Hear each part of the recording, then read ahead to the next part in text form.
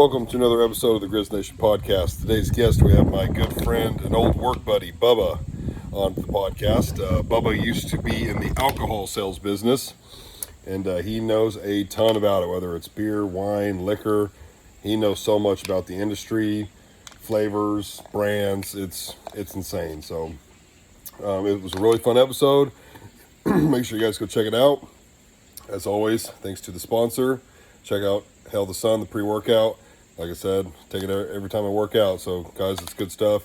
I'll put a link in the description and use code GRIZ at checkout. Thanks, guys. Yeah. Will it mess anything up if I go out, though? No, it'll be fine. It's kind of interesting because you see that, you're like, man, which room in the house is that? And you walk in and there's a little like lady. garage or something. It used to be. Yeah, it used to be in the garage. Okay. Yeah. And then I figured out, well, even though it's got heat and air out there, I was like, it's kind of warm in here. I haven't done it in the winter yet, but there was a heater in there. No, I did do some in the winter. That's right. But with the heater on, like, these mics are pretty sensitive. Right. And you could hear it, so it's like, crap, I can't have the heater on while we're doing one. So yeah, I moved in here for now. That is until Stella comes down here. You take your sunglasses off your head, it might feel a little better. Yeah, that's true. Might be hitting your head. I guess I don't need my sunglasses in here. I've worn them in here because my eyes hurt, like, just from light sensitivity stuff and, like, looking at that. So I've worn them in here before. But don't you watch or listen? I watch and listen. thought you It's did. kind of like I drive and I got it up there while I'm driving and things, you know. So, yeah, I mean, I haven't watched every one of them. Right. You know, I sit there and I enjoy it. I actually enjoy you and your dad, some of your conversations. And when I told your dad the other day, I said, yeah, you're Mr. Popular. You're popular and you're one of everybody's favorite guests. Dad is? No. Yeah, he is. Yeah, I get that from a lot of people. They Yeah. like when he comes on. Well, I mean, your dad actually, you know, is don't tell him I said this, but he's a gonna watch. very intelligent guy, you know. He just heard it. Yeah. Well, I didn't figure your dad knew how to use YouTube. Yeah, on his iPhone 20 or whatever he's got now. Yeah. Mm-hmm. So, yeah. So what are we talking about today? I figured we'd dive into your old days at the alcohol sales business Oh, wow. and all just the experiences and stories you got from all that. You know, it's by luck that I found that. Mm-hmm. Because I was going to school, I wanted to be a probation officer and do all of that. Because, you know, I wasn't the best kid in the whole wide world. I had my screw-ups and things. I thought, well, what better way to help other people? Mm-hmm. So you're sitting there doing probation work and everything, and a guy comes up to me and he's like, hey, you know, you want to come work for me and everything at Budweiser? I'm like, no, I got a good state job, retirement, and all that. And then he told me what he paid, and I said, where do I sign?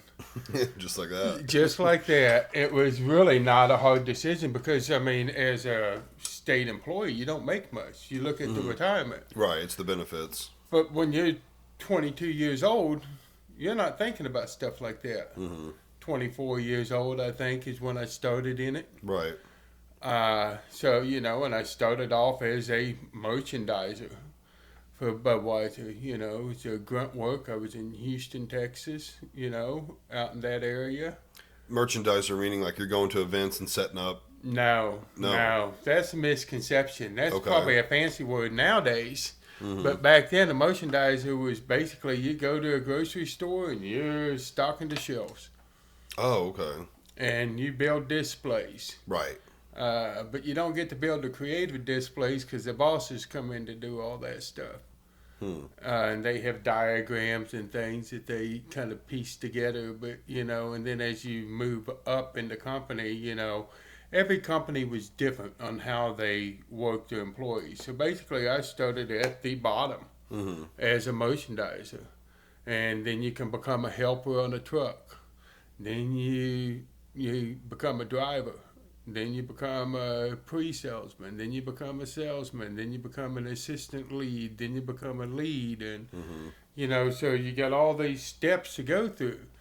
But there's in that industry, there is so many things all working together. To everybody thinks that these guys just deliver. Well, there's so much more than delivery, because you could have inventory coming off your truck that's older than the inventory you got inside the store. So you have to make sure that you're doing that. Switching them out. Well, you don't switch them out Okay. because, well, in Texas it was illegal to switch it out, and that's one of the things that's interesting is state by state all the different laws and so forth. So up here, you see these big giant displays, and they sell a lot of beer. Well, they may not sell any beer because they can come pick that up and give them a credit for it. Yeah. I didn't realize that's how that would work. Yeah, that can actually work here in the state of Missouri. You can do that. But as in places like Texas, you can't do that. And you can't have out-of-date product. So if it's expired, you can't sell it. You can't sell it. You're Well, not supposed to. We're talking beer or liquor or both? We're talking beer there. How long does beer last? I got beer in my refrigerator that's 5 years old that nobody can tell the difference whether it's good, bad, or indifferent. Everything affects beer differently. So you got heat affects beer, light affects beer, hot, cold affects beer. Right. Yeah. We always thought that skunked it when it goes from hot, cold, hot, cold. It goes hot, cold. Or you get that sun-baked beer. It's a skunk flavor, too. So you notice Corona, when in the industry, you're always looking at edges to compete against your competitor. Well, when you work, the clear bottles and everything else, the beer look good. Oh, man, that's nice golden beer and everything else. As a salesman, you're trying to position that beer next to the light because the light affects that beer. In a good way? No, in a bad way. That's why Corona has a skunky flavor to it. The light affects the beer. I mean, I've had Corona. It's been a little while. I don't typically order it just because it tastes I skunky. don't. And, well, I don't even remember. It's been so long, I don't even remember. Yeah. Been What? that long since you had a beer. Since I've had a Corona. Oh. Yeah. Yeah. Yeah, no, I don't. Dad likes them, but anytime I go out, if I'm getting like a beer that my first selection would be Mick Ultra, and then after that, Busch Light would typically be my second. If I'm here at the house, it's either Ultra, Busch Light, Natty Light. Yingling's good. Like, I like Yingling, but it's so expensive. Yeah, but see, I don't drink enough beer to sit there and have to say I'm worried about I'm going to buy what I want to drink.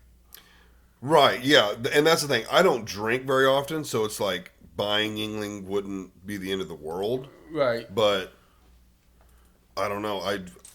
Ultra would probably be my first pick, and then like here lately, I've just been buying Natty because I don't know. I used to hate Natty back in high school, which I was 21 in high school, but and middle school. Won't we all? But I used to hate Natty, like wouldn't drink it, and we drank Keystone. And Keystone's pretty rough in my opinion, but I had one a couple years ago, probably a year or two ago, and I was like, that's not bad, and now I've been on a Natty kick ever since. We drank what we call the Beast. Ugh. The Beast is terrible. They still make it. You can get the Beast keg for $19.95. Oh, yeah. I looked at keg prices the other day, and I'm like, it just for like a Natty Light keg was like $120 some bucks. How many beers are in a keg? Oh, God. A regular size keg. You can get me lying now. Can't remember. I can't remember. I hadn't dealt with beers and kegs for so long. Right. It's 16.5 gallons, 12 I mean, I could sit there and do the math. So you're looking, I would say, 230 beers probably. Be a guess. Right. I mean, without being, I've been away from that industry for 5 years now. So. Which we'll get into that too. Yeah. But been away from that. But yeah.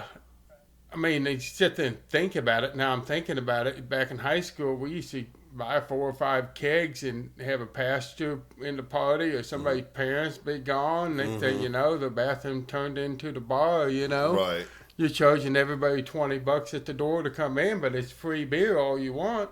See, I never had that in high school. Parties that cost. We didn't do that around here. Now, I knew kids that were, well, I didn't know them, but 5 to 8 years younger than us, and they started doing stuff like that. They would have parties, and it would be like a $10 fee to come in and park and hang out. And I was like, my grade and the kids I hung around with, 3 to 4 years up and 3 to 4 years down, we never did that. It was just everybody brought their own, and you had a party, whether that was at someone's house, in a field, wherever. I don't really remember a BYOB. That's how we did it around here. I don't remember a BYOB growing up. I just remember from 8th grade freshman year in high school, and I remember. Now, granted, I went to high school in a college town, so Big city. bigger city. That probably makes it harder. It made it easier. Easier to get alcohol? Easier to get alcohol and things like that. Well, see, how we partied was just like out in the country. Like most of the time it would be someone that lived in the country. You'd go to their house. Or someone had some property. You would drive back into the property and have a bonfire or something. So you weren't, in the city. I don't know. I just feel like it'd be easier to party out here in the Midwest, where it could be less strict and there's more freedom as far as locations. Well, I was in the city, but the city is really, College Station is more like a country town in a lot of ways. There may be 110,000. Now, the town has grown tremendously in the past years, but it had a country feel. I mean, literally, we go out to Greens Prairie Road, which is out in the country, which is now all city now, and that's where everybody went and raced their cars and did all that stuff. And then, the parties went from, out in the pasture, out in Milliken Falls, or, somebody had a farm or something and all that. I mean, they never were ever in the same place, ever. But you would have like house parties in the city too. Oh, yeah, all the time, Yeah. And, cops would come in and bust it, and you got 400 people running all different directions. Yeah. And everything else. And I remember in college, and it was before I was 21, and I'm sitting there kind of sitting on a deal, and all of a sudden the cops come up writing some MIPs, minor in possession things. Somebody sit there and said, "What are you doing?" I'm just sitting here, just sipping away and everything else. I said, I ain't going to sit there and run and drop it and run, then I get busted. If I sit there and act like I'm doing it, they might just assume you're 21. They just might, yeah. And so that's kind of really where I started, because I started in bartending and hanging out all the time, always wanting to have a party and doing parties, and that led on, and it just kind of trickled into, I was going to be a probation officer, but when the offer comes up to get into the beer business and you get into it kind of like circled back to you. It really did. It kind of circled back. You were selling beer in high school, and then you kind of started selling it as an adult. In a lot of ways, yes. Yeah. I think it was meant for you. I remember getting contributing to the delinquent of a minor. That was the charge? That was the charge. I was 18.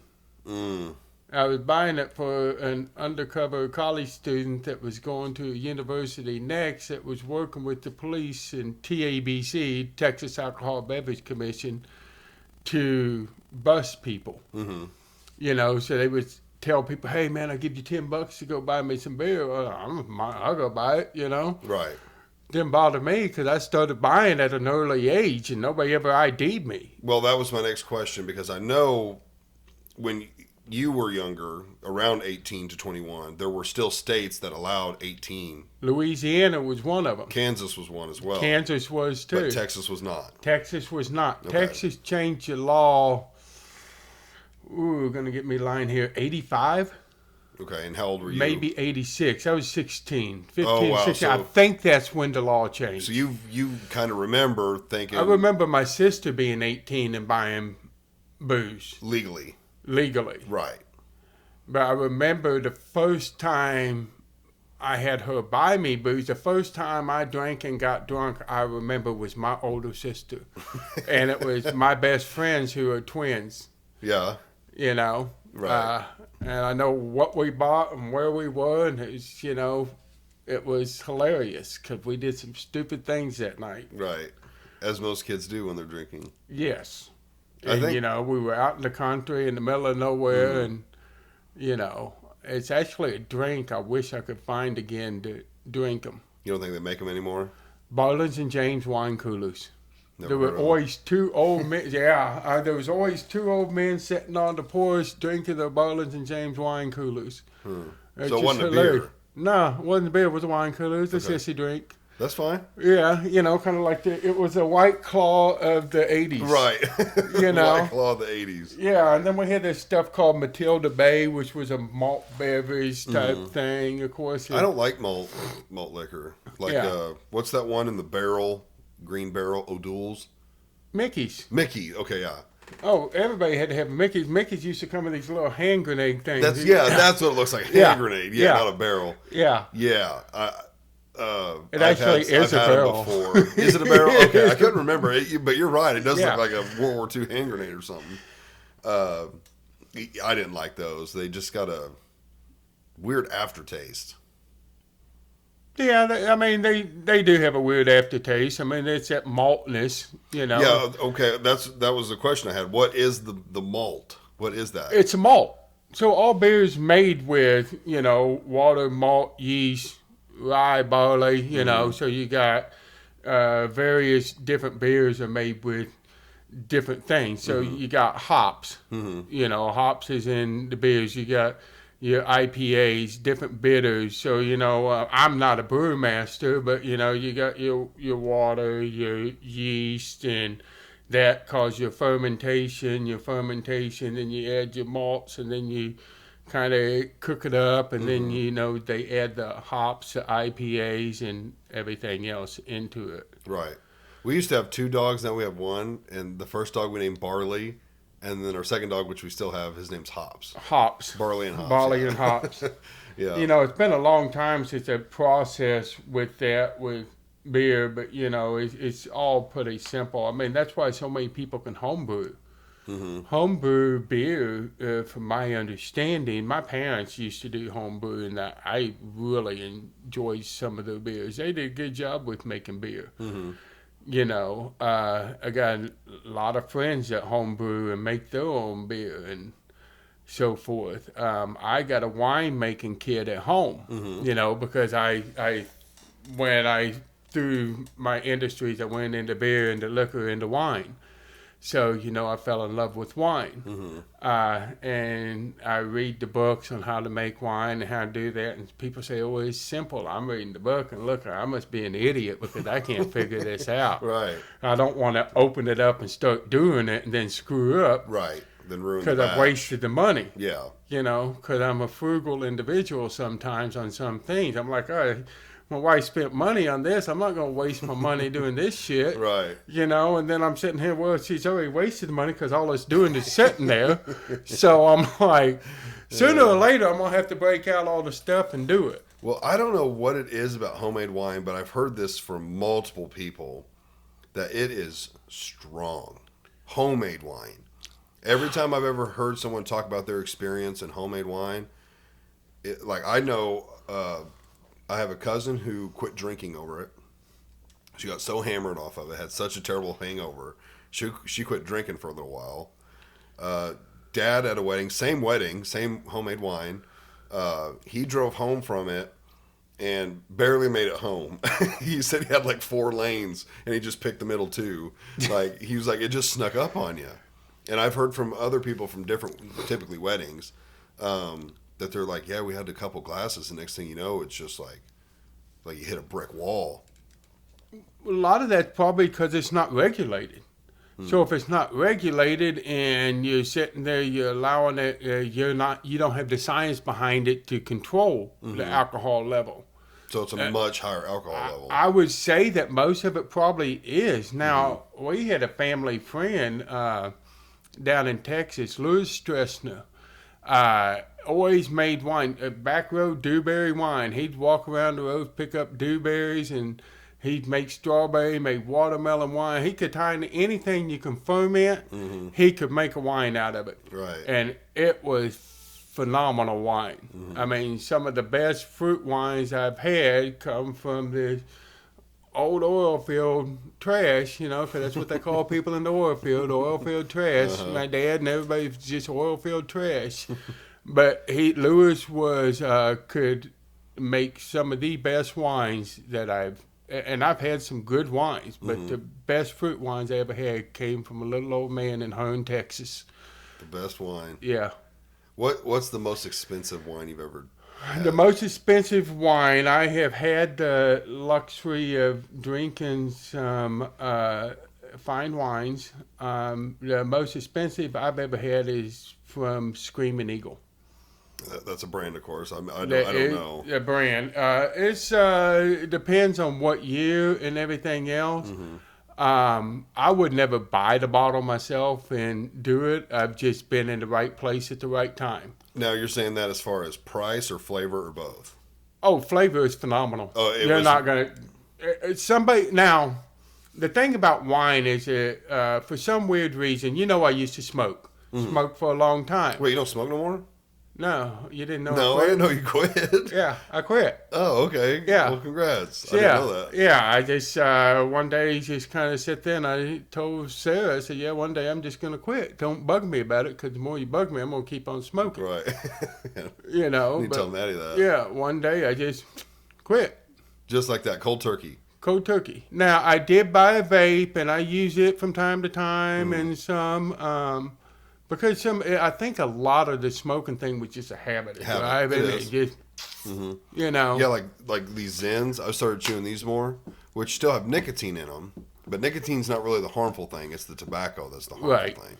And I've noticed, like, if I really wanted to, I could go to Zens for sure and not dip actual tobacco. I throw 2 of these 6s in. There's all kinds of brands. I prefer Zen, but it's just a habit. Having something in your lip, or if you smoke, something in your hand, and I think all of it is the habit of breaking it. And I do know that stress. I tend to when I get stressed, I got to calm my nerves, or at least I think I do. And of course, there's all these theories out there. You drink to relax. No, you drink to become an idiot. Especially when you're stressed. That's usually what happens. Same thing with smoking or anything else. You think that cigarettes calming you down, but it's probably not really. It's probably causing your anxiety to go way up and everything else. Right. But back to Screaming Eagle. Phenomenal wine. One of the best wines I've ever had. The flavors, aroma, everything is in that wine. You can literally taste the root of the grapevine through that, and you can drink it and you can distinguish every little thing. So, you can get the low tier from their venues. It's about 3,000. A low tier? Yeah, a low bottle. tier. About 3,000, 3,600 a bottle. Wow. For one bottle. Okay. All the way up there. There's some of them at 8,000 to 9,000. Now, there are more expensive wines than that out there. I have not had the luxury of having anything from China, but evidently there's a couple real phenomenal wines overgrown in China that's supposed to be superb. Even better. Now, and my thing is that I've had the luxury of great wines. I've been out to California a few times, seen some places. I'd love to go up to Oregon, haven't been there. I want to go to Germany. Is Germany known for wine? I thought they were known for beer. Germany knows for Rieslings. Now, I have some Rieslings at home all the way back to the 60s. I think Rieslings is one of them wines that just get better and better and better. Germany is known, in my opinion, Germany makes the best Rieslings and probably makes one of the best Pinot Noirs. Now, Pinot Noir Oregon's known for Pinots, but Pinots actually, your French Pinots are so much, but that's like Chardonnay. Chardonnay, everybody loves Chardonnay. Kendall Jackson Chardonnay, everybody loves KJ. It's that buttery, oaky flavor. Except for me, it don't belong in somebody's mouth. I don't like it. I remember Dad always used to have a few bottles of it, but he used it for cooking. Yeah, it's hard for me to do that California buttery, oaky Chardonnay. And there's some great, but it has a place. It's just not in my mouth.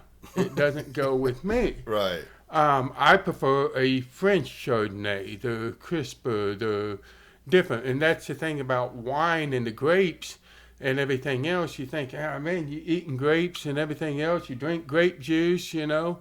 So why doesn't wine taste like grapes? You ever ask yourself that question? No. But most people I think, like wine. I like some wine. You like some wine. You're probably a sweet wine yes, guy. I do not like dry wine. Yeah, you're probably more of a Stella red. Rosa guy. Yeah. That sweet red. Yeah. Or Marco Negri, which is huge in Missouri. Nobody else has ever heard of it, but Missouri is like the number one. We sell more Marco Negri in the state of Missouri than they do anywhere else. I still want you to text me a couple that you recommend because I like wine. Wine's the kind of thing that I have no problem drinking it. I like it, but it's got to be one that I like. Like I know I don't like a dry wine. How it makes your mouth feel after and just Well, that's probably the a taste is not pleasant. Cabernet or something like that. My wife did nothing but sweet wines when I met her. She introduced me to this thing called Marco Negri. I thought that's Kool-Aid. That's nasty. It's Kool-Aid. You know, it was tasted. It was sweet and nasty in my opinion. Mm-hmm. And so, but now she goes all the way up to where she enjoys great Italian wines and so forth. Like if you go to, let's say Olive Garden, for instance, this big Italian place around here. I don't know if they got them everywhere, but do they have a good wine? Would you say I'd say that they got a couple of good. Even their house table wines is a good. I mean, but you're talking a generic thing. It's a good, nice, easy red wine. It's a table Chianti, and more than likely it's probably a Ruffino Chianti, which is a good quality wine. And you don't have to spend a lot of money to buy great wines, and it's all in the eyes of the beholder. I tell everybody all the time, wine is so versatile that you can go from one end of the stream to the other. You can spend, $100 on a bottle, and you can spend all the way down to $5 a bottle. I've had some $5 bottles of wine that are good. They taste exactly where they need to be. They have everything else they want, And I have an uncle who prefers to spend the higher tier things but I think over time, I've shown him a couple of things, and he's like, yeah, it's $4 a bottle. I talked to him the other day, and he says, oh, he's spending $9 a bottle on it now. But he thinks it's one of the best wines, especially for the money. You don't have to spend a lot of money. A lot of people think that you have to, and then a lot of it's marketing. Right. In the alcohol industry, it's all marketing. Does wine come in different alcohol strengths? I've Yes. never looked at it. Yes. It does. Yes. What's a weak one? What's a strong one as far as percentage? Well, Moscatos and so forth are going to be, pinks? they're going to be around 8. Okay. But then they go all the way up to 16.5. But then you got a port, which isn't really a wine. Well, you go into a port, it's in between liquor and stuff. Some of that's, 30%. Some of it can be. Wow. But it's a mix of the wine. Oh, yeah. It's much more. Port's one of them other things that the older and the older it is, the better and better it is. And people say it doesn't age in the bottle, that once it's in the bottle, it's 30 years. Well, it was in the cask for 30 years and so forth. It's not going to age anymore. It's not going to get any different. Maybe I'm wrong. I probably am wrong. But, I think the longer I sit there, maybe it gets older and it gets better. Because, I've always heard that.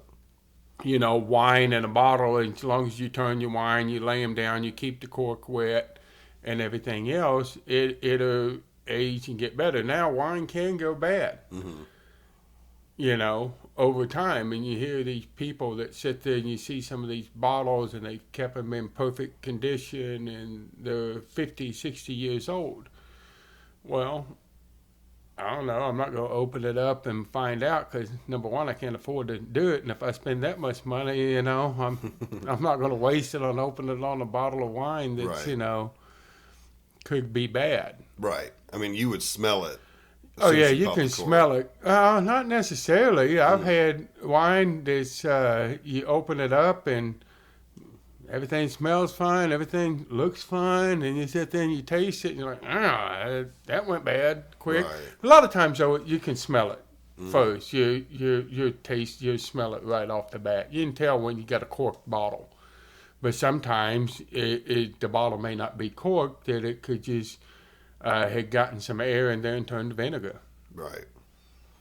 Because You you're know. supposed to store them, like you said, angled down where the wine's on the cork, Yeah, and then in a cool environment. a cool, dry environment, no light. No You light, know, right? yeah. Mhm. So I got my room in my house, my office is in the basement, furthest away from all the lights and everything else. So, you know, that's where I keep what little wine I have left. Right. What I have left. Yeah. You bought me a bottle of whiskey. I did. I actually bought you another bottle of whiskey that's Did out you? in the truck that I had not. I can't remember. Was that for the house? Was that for Parker? Was that for something else? That was for something else, is what I gave you that bottle for. What was it for? You don't remember. Well, I thought it was I can- maybe one of those. Well, we were over on Meteor. You remember what Okay. happened on Meteor? I'm trying to think which one was Meteor. Is that Republic? No, No. Meteor was Springfield. Okay, Meteor. The first one you did the first 10 houses. When I first started, In the- Springfield. I over didn't have you behind in Republic. Walmart. Yeah, you had me in Republic, but that was Willard. Meteor was over behind that Walmart off of, you built the houses on Meteor. What was the name of that subdivision? Yeah, I'm still over there. Your dad's over there now. Off of Riley and all that. He's over there. I know that street. I'm trying to think of the subdivision. Remember when my guys were delivering? And it was pouring down rain? Oh my gosh! Now I remember. Okay, that is technically okay. It's technically Greene County, but right, it's Springfield. I can see the sign because I had the sign built. I'm the one who came up with the design for the sign for the entrance.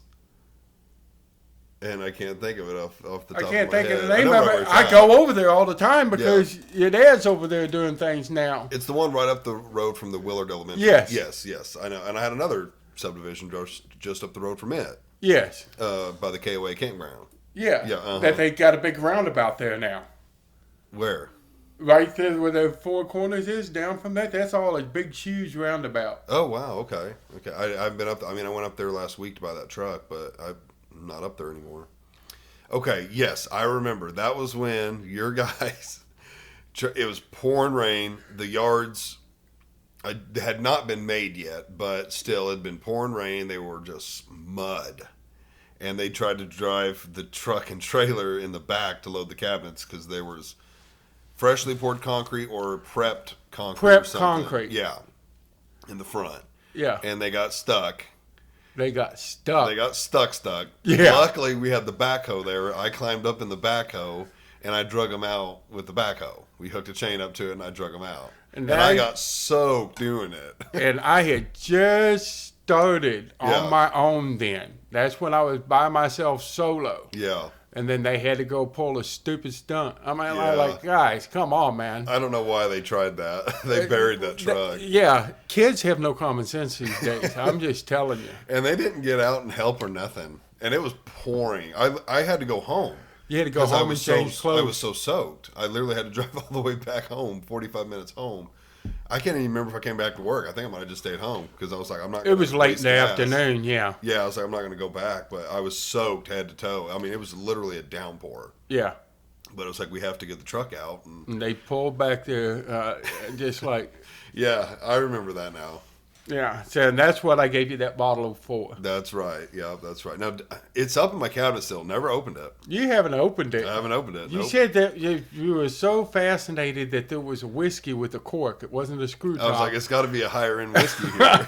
It's got a cork in it. That's a misconception. That's a good Is it? selling point, though. Okay, see, I'd believe it. There's some great wines out there that are screw tops. I can't say I've ever seen a screw top wine. Really? I mean, drink it's screw not top. I like drink I look wine at out it. of a box. Yeah, the old Fraser or whatever. No, you're thinking of Franzia. Yeah. That's what your grandparents drink. Right. Yeah, I'm not ever going to be old enough to drink that. I've tried that before. You think it's junk? Oh, it is. It is bottom of the barrel. I mean, it is mass produced, fast produced Right. wine. So basically, all the grapes are grown down into a valley, and everything else are water big grapes, and they take them, dump them, they process it through it like you would any other wine. It's just mass produced, and it's not like a lot of the other specialties where they, I mean, you It's say a mass produced cheap wine. Yeah. You know, it's just like. It's in a bag, in a Yeah. box. but there are some great box wines. You know, I'm a big fan of Boda Box. Another brand. It's another brand, and they come in a little square box, and they make, you know, several different varietals, and, you know, they'll tell you where the grapes come from, you know, so, you know, you got your Malbecs and so forth, and Cab Chardonnay, but their box wine can be done right. Right. And there's some other ones out there that are better than that. You know, I just happen to be $19 for 4 bottles of wine. Hey. I want to get a couple of bottles. I want you to give me some recommendations. Now, as far as whiskey, I'm just not, that's not my go-to typically. It's typically beer. I'm more of a beer drinker. I do like wine. I just never buy it. And I'm never, typically it's hanging out with the guys or around a bonfire, and I'm not going to go pour a glass of wine, you know. Now, if I'm at like a nicer event or having maybe You want to be able nice to have dinner. wine to socialize when you get somewhere. You want to be at a social event to where, hey, I'll be the first guy. When I bought my new lawnmower, I bought a John Deere mower 5-6 years ago. Everything else, you know how when people buy a boat or something, they heat that bottle of champagne on it? Well, I got on my mower with a bottle of champagne and drank that whole bottle while I was mowing. Everybody's like, well, why didn't you get a zero turn? I said, because you can't drink when you're riding the mower with the zero turn. You got to have both hands on it. what you need is a zero turn, and then get one of those backpacks that the bicyclist Yeah, wear those- with the straw. Yeah, one of them Camelback. Yeah, fill that sucker up with wine. Yeah, no, I really think that they need to make something that you can put on your mower, like a mini keg. They used to make little mini kegs, you know. Yeah. I love the Motoyota. I take my hearing I do aids too. out. I ain't got to hear nothing. That is my time. I don't want to do it real fast. I have no problem sitting on the mower, taking my time. Same. Yep, I take Mowing. my time. It's I'm not in a rush. I'm relaxed. That's my time to just sit there and focus. Yep. You know, I'd much rather be in the woods hunting or something like that, you know, but I don't have that luxury because I just, you know, don't have it yet. Right. Uh, I enjoy mowing too. I mean, you've seen my yard. oh, I love bet, your yard. I bet on average, I almost mowed yesterday, and then by the afternoon, I was like, I'm glad I didn't mow. It was getting crunchy, but I bet on average it takes me about 3 hours. Yeah. But I go slow, and you know, I'm not trying to get it. I'm not going real fast on my zero turn. I'm just trying to make sure the cut looks nice and the lines are as straight as I can get them. And yeah, it's just my time to decompress and. try But to you make the yard can't look drink nice. while you're mowing. No, I typically dip though the whole time. Yeah. The entire time I'm mowing. But so what else? You sat there and you were just mentioning whiskey. Yeah, whiskey. There's some I don't mind. Like one of my favorite drinks, which again, I never drink it straight. I've drank Crown straight.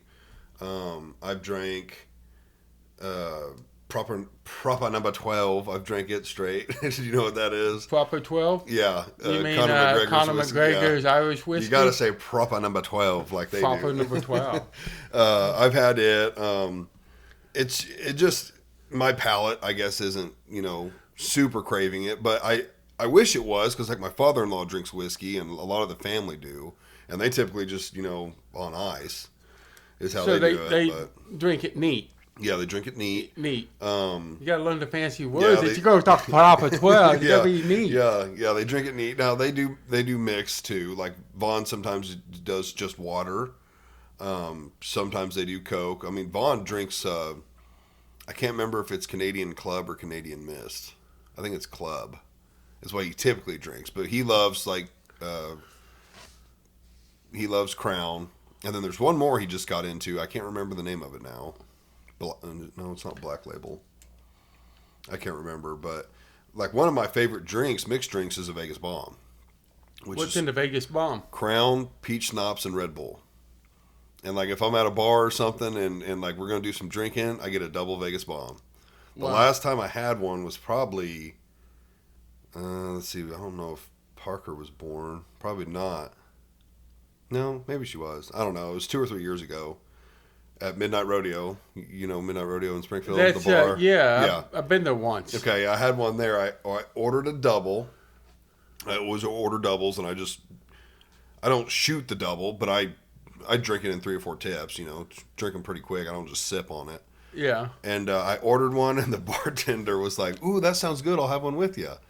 I'm like, "Okay, I guess I'll sit up at the bar for just a couple minutes. I'll drink it real quick." She pours us both one, and then she just shoots hers. I'm like, "Shit!" I shoot mine. I'm like, I thought we were going to talk for a minute.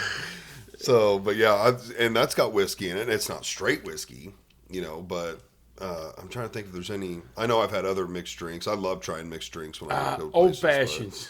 Yeah, that's a. What is? I in an love a old-fashioned? good old fashioned. Oh golly, That's a super popular one. bitters. It's bitters, whiskey, soda, and orange. What's the there's not- bitters? The bitters. I like walnut bitters. So bitters is a. Oh man, what is the actual definition of a bitter? It's a liquid. It's a liquid. Okay. Yeah, it's a liquid, and And then when you say take soda, you're talking like soda water, like tonic. tonic water. Okay. Yeah. Not like Coke or something. Just tonic No, water. I mean, everybody makes them different, and that's the whole thing about the mixology. Mm-hmm. And it used to be a bartender, but now they're not bartenders; they're mixologists. Mm. They got to have everybody wants, and that's the whole thing with society today. Is everybody wants to be something else. They want what their mom and dad have, but don't want to work towards it. They just want instant gratification. Mm-hmm. So, and everybody's so involved in having to have a title. Right. Mixologist Mixologist sounds a little more professional. It does sound professional. Bartender sounds cooler though. Yeah, bartender. I mean, that's kind of like, he's tending to the bar. Mm-hmm. A mixologist, he's, how you know what you're mixing there? I mean, Right. I guess I don't. But there's They're making there's potions. some great people out there that come up with some great drinks. Mm-hmm. The whole concept with each mixed drink is it's a creation, and nobody ever makes them the same. Right. You have to literally pour them out like into actual measuring cups Yeah. if you want to do it the same every time. Yeah, but nobody does. They just kind of mix it and go together, and as long as it's got the same concept behind it. Mm-hmm. And one thing I've noticed is that sometimes you get your first drink, and you be, man, there's some liquor in here, and then you get your next one, and you're like, oh, they give you a good one first, and then they cut back on everything to get you in there. Right. That's why we don't go out and drink much. We do anything we do at home for the most time. Every now and then we'll go out and socialize and do some things, but I much rather feel safer at home. The laws Right. have changed. I just don't want to get in trouble. Yeah, you don't have to drive or worry about getting a DD, and then you don't have to worry about other people drinking and being stupid and getting rowdy, And that was the whole thing when it's I was cheaper. at home. when I was in the liquor business, I got lucky. Mhm. I mean, there was a lot of times I shouldn't have been driving, but we always had a policy that if we'll pay for your cab, we'll pay for you to go home. But none of us are thinking. Mhm. especially when you're out working doing things, because it's a lot of times just working. When you're out there promoing, you know, and you're going to different things, you're going to different concerts, you're running in it. You know, I tell, if I was anybody, you know, that could get into the liquor industry, whether it's the beer business, the wine business, it's a hard industry to get your foot in. It really is. It's usually you have to know somebody. You just don't walk in, fill out an application, and go in. Because a lot of times they just don't take anybody. They rather take somebody that's a good worker that recommends a buddy.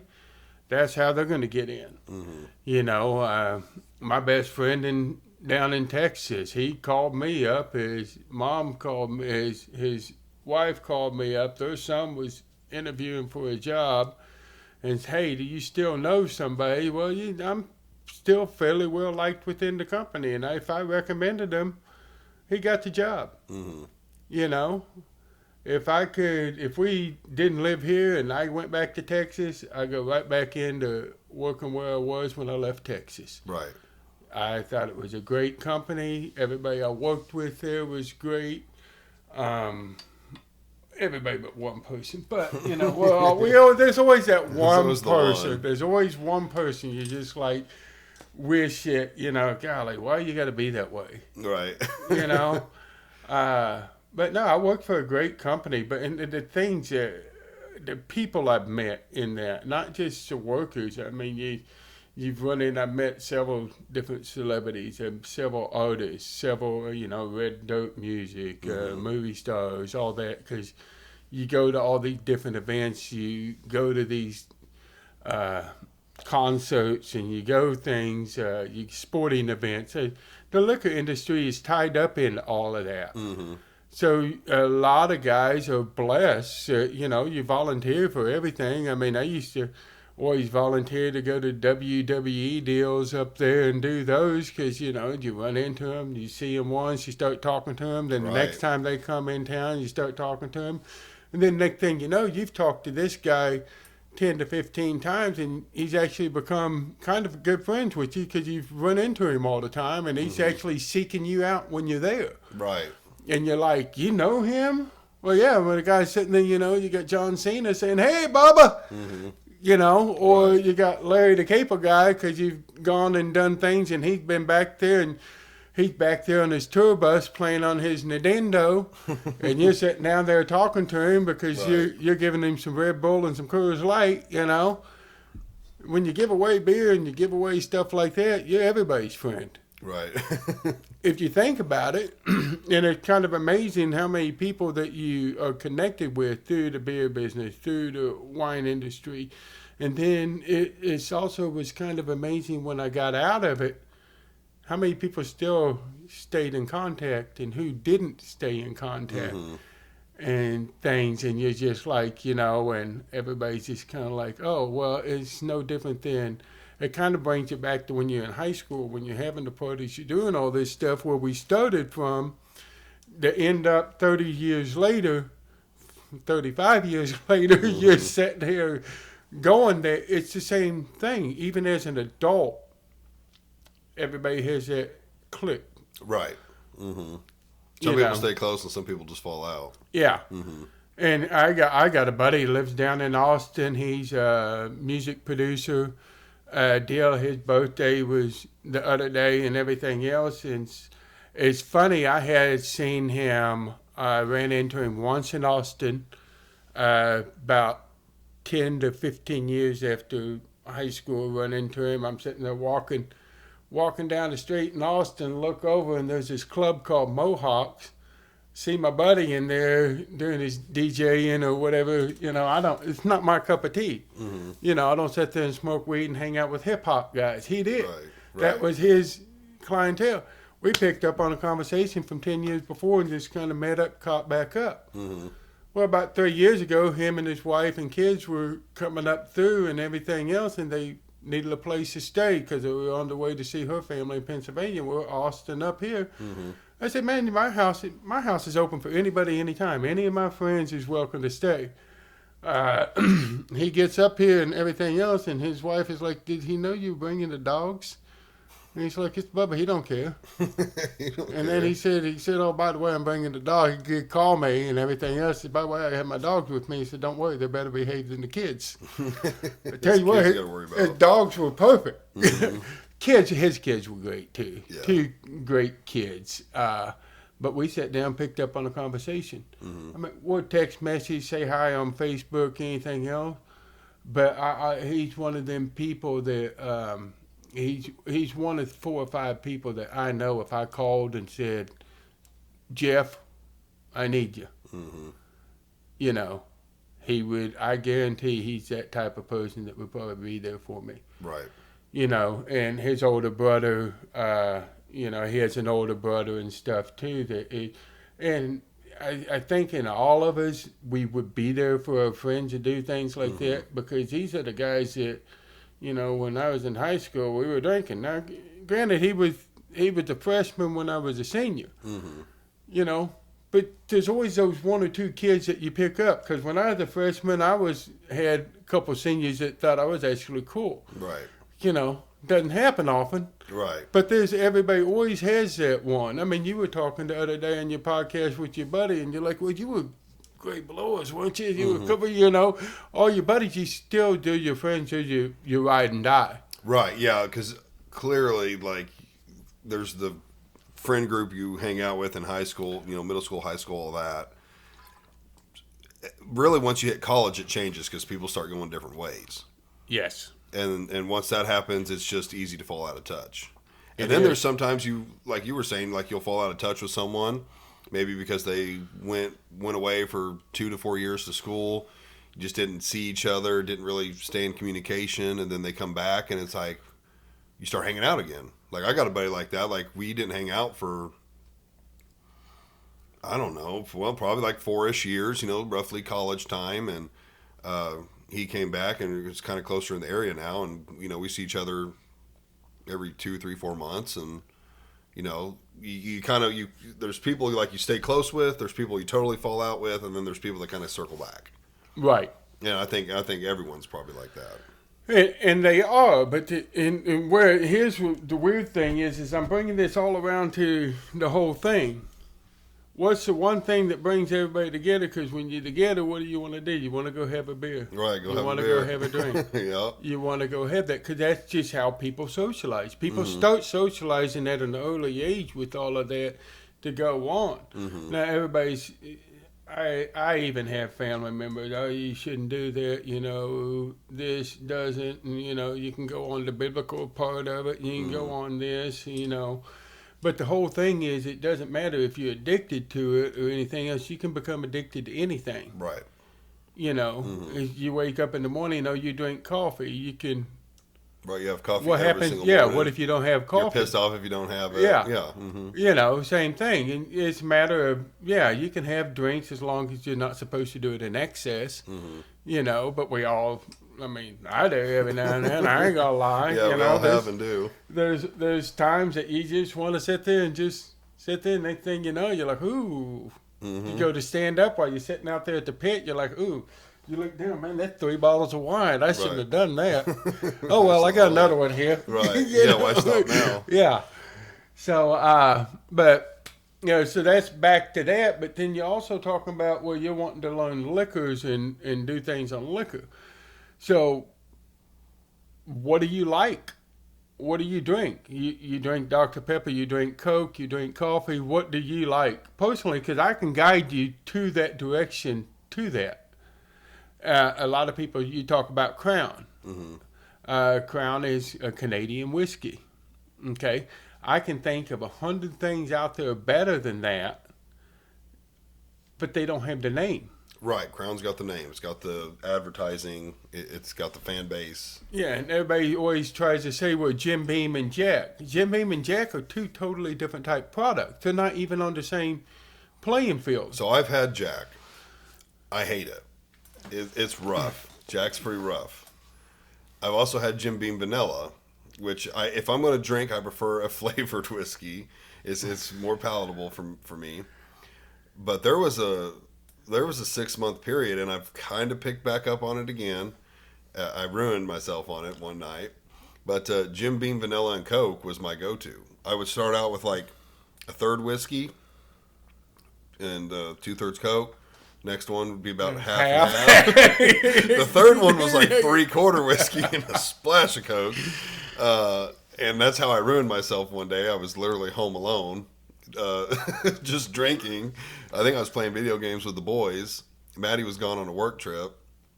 She got home that evening, and I was fucked up. I think I was on my 4th tumbler. So I had drank about 3/4 of a fifth, and it cracked another one.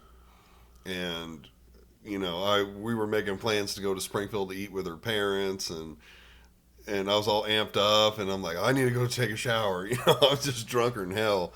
And I passed out in the shower. I laid down and fell asleep. And somehow she got me out of the shower and laid me on the bathroom floor, and I slept there for like 3 or 4 hours. I wake up and she's gone, and I'm like, what the hell happened? You're like, was that a dream? Yeah. She's like, you were in the shower for a long time, and I went in there to check on you, and you were sleeping on the shower floor. I was like, I don't even remember that. I don't remember laying down or anything. I had, my mom had heart surgery, earlier this year. Mm-hmm. So my brother and sisters all come in town, and everybody's at my house. And I've always wanted to take one of them big 3-liter bottles of wine and drink the whole damn thing. I didn't know they made those. Yeah, they do. And so we're sitting around and things, and my brother and sister, younger brother and sister, my older sister, she's not she'll have a drink with us and things, but she doesn't stay up real late and things, and she's not going to party like my younger brother and sister, the twins. You know, the twins is, you know, the three of us have gotten a real good relationship as we go. I love my older sister, love my older brother, but I grew up with them a lot more than the younger brother and sister. But as we've gotten older, they've become more, you know, reserved and things, not as much. Well, I'm that age that I'm still like, you know, Have fun. I can still do it still. Right. You know, because I only hung my hockey skates up a few years ago. Right. You Still hang know, out with the kids. Yeah, I can still hang with the kids, and I think we all go through that. But Mom's surgery went good and everything else, and so she had to stay in the hospital. It wasn't what she really wanted to do. So brothers and sisters come back to my house and things, and then my older sister goes to bed. So the other ones were downstairs and everything. I walked back into my office, and everybody's drinking, you know. I'm passing out free liquor, you know, because I got closets full of it.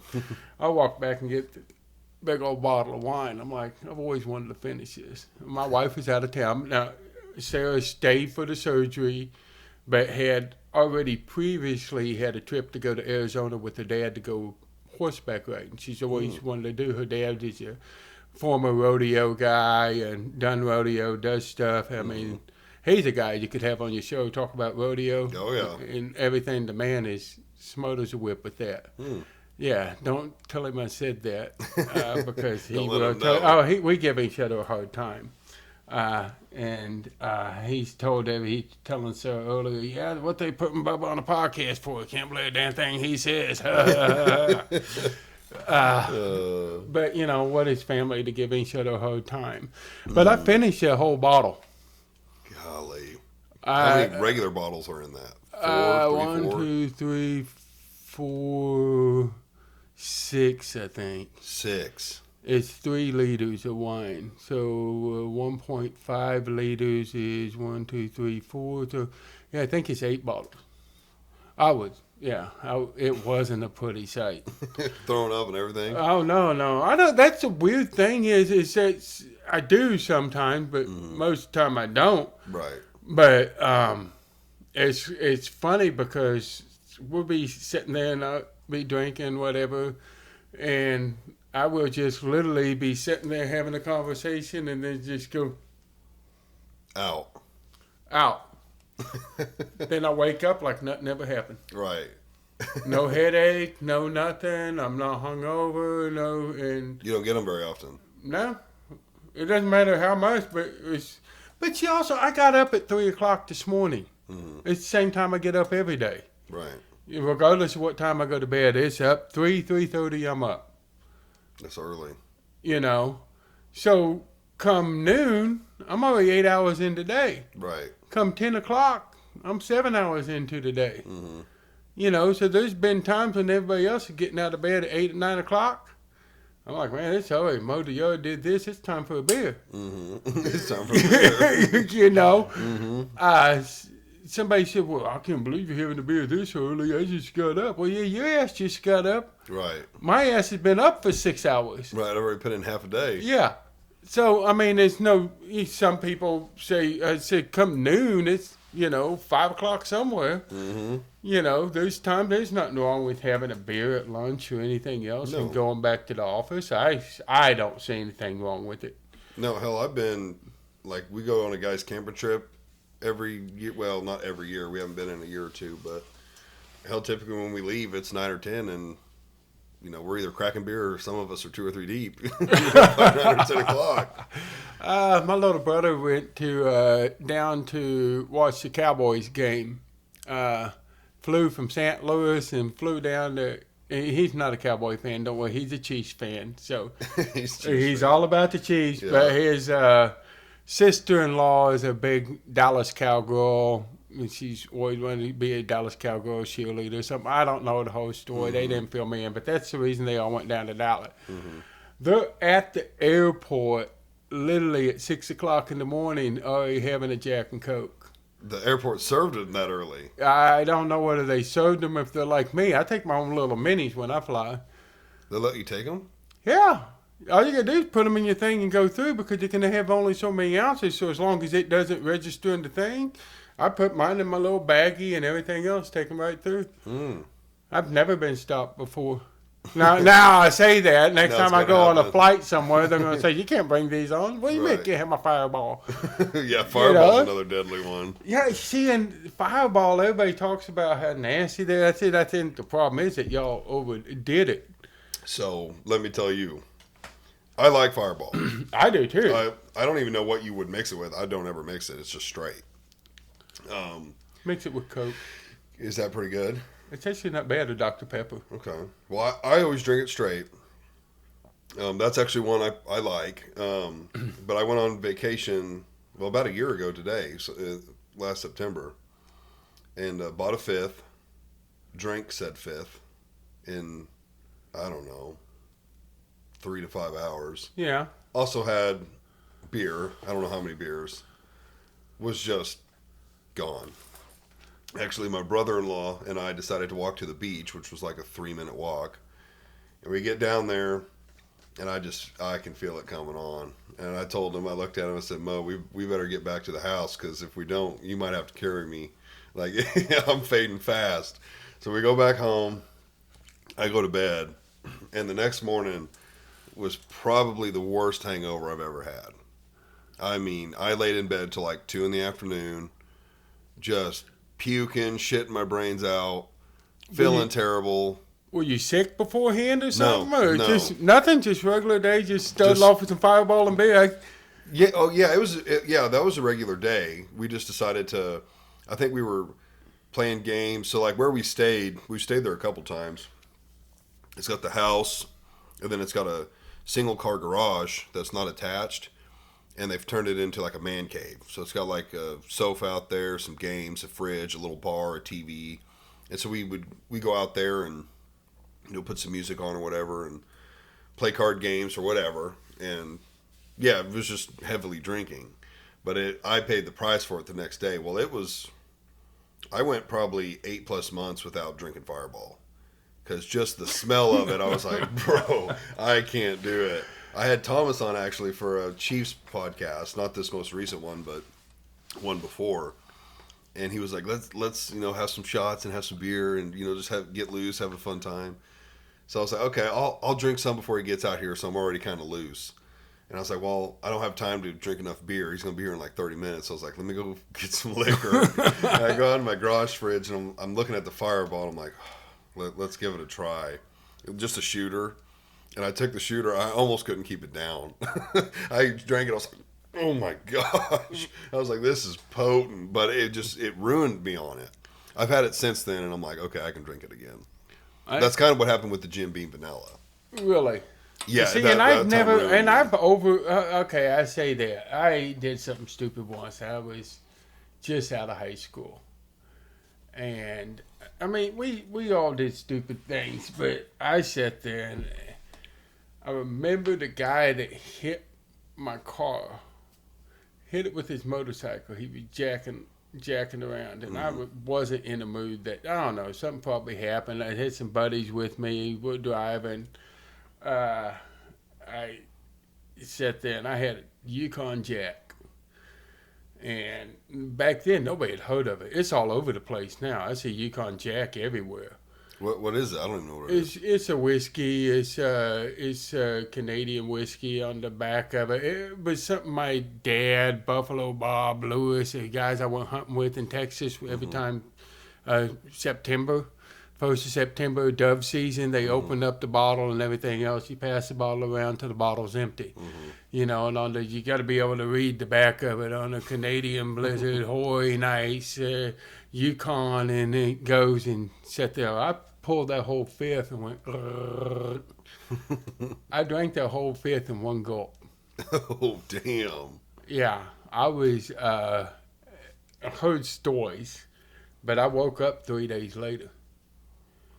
My buddies were so scared to even take me to the hospital or anything. Because you're underage. Yeah, I was at another place. They had me in the house. People were taking turns watching me. I was out for 3 days.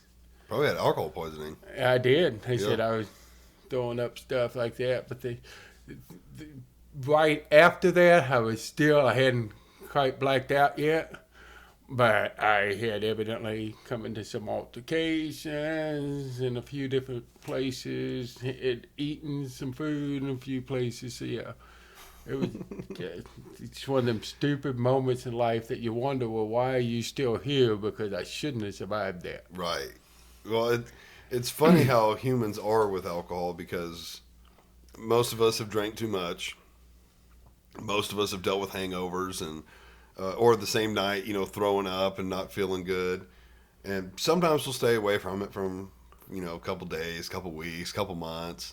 But then we circle right back to it. And it's like, hey, you want to go out tonight and have some drinks? And you do it again. And then you're like, why do I keep doing this when it makes me feel terrible at the end? You're exactly Not all the time. If you don't go excessive.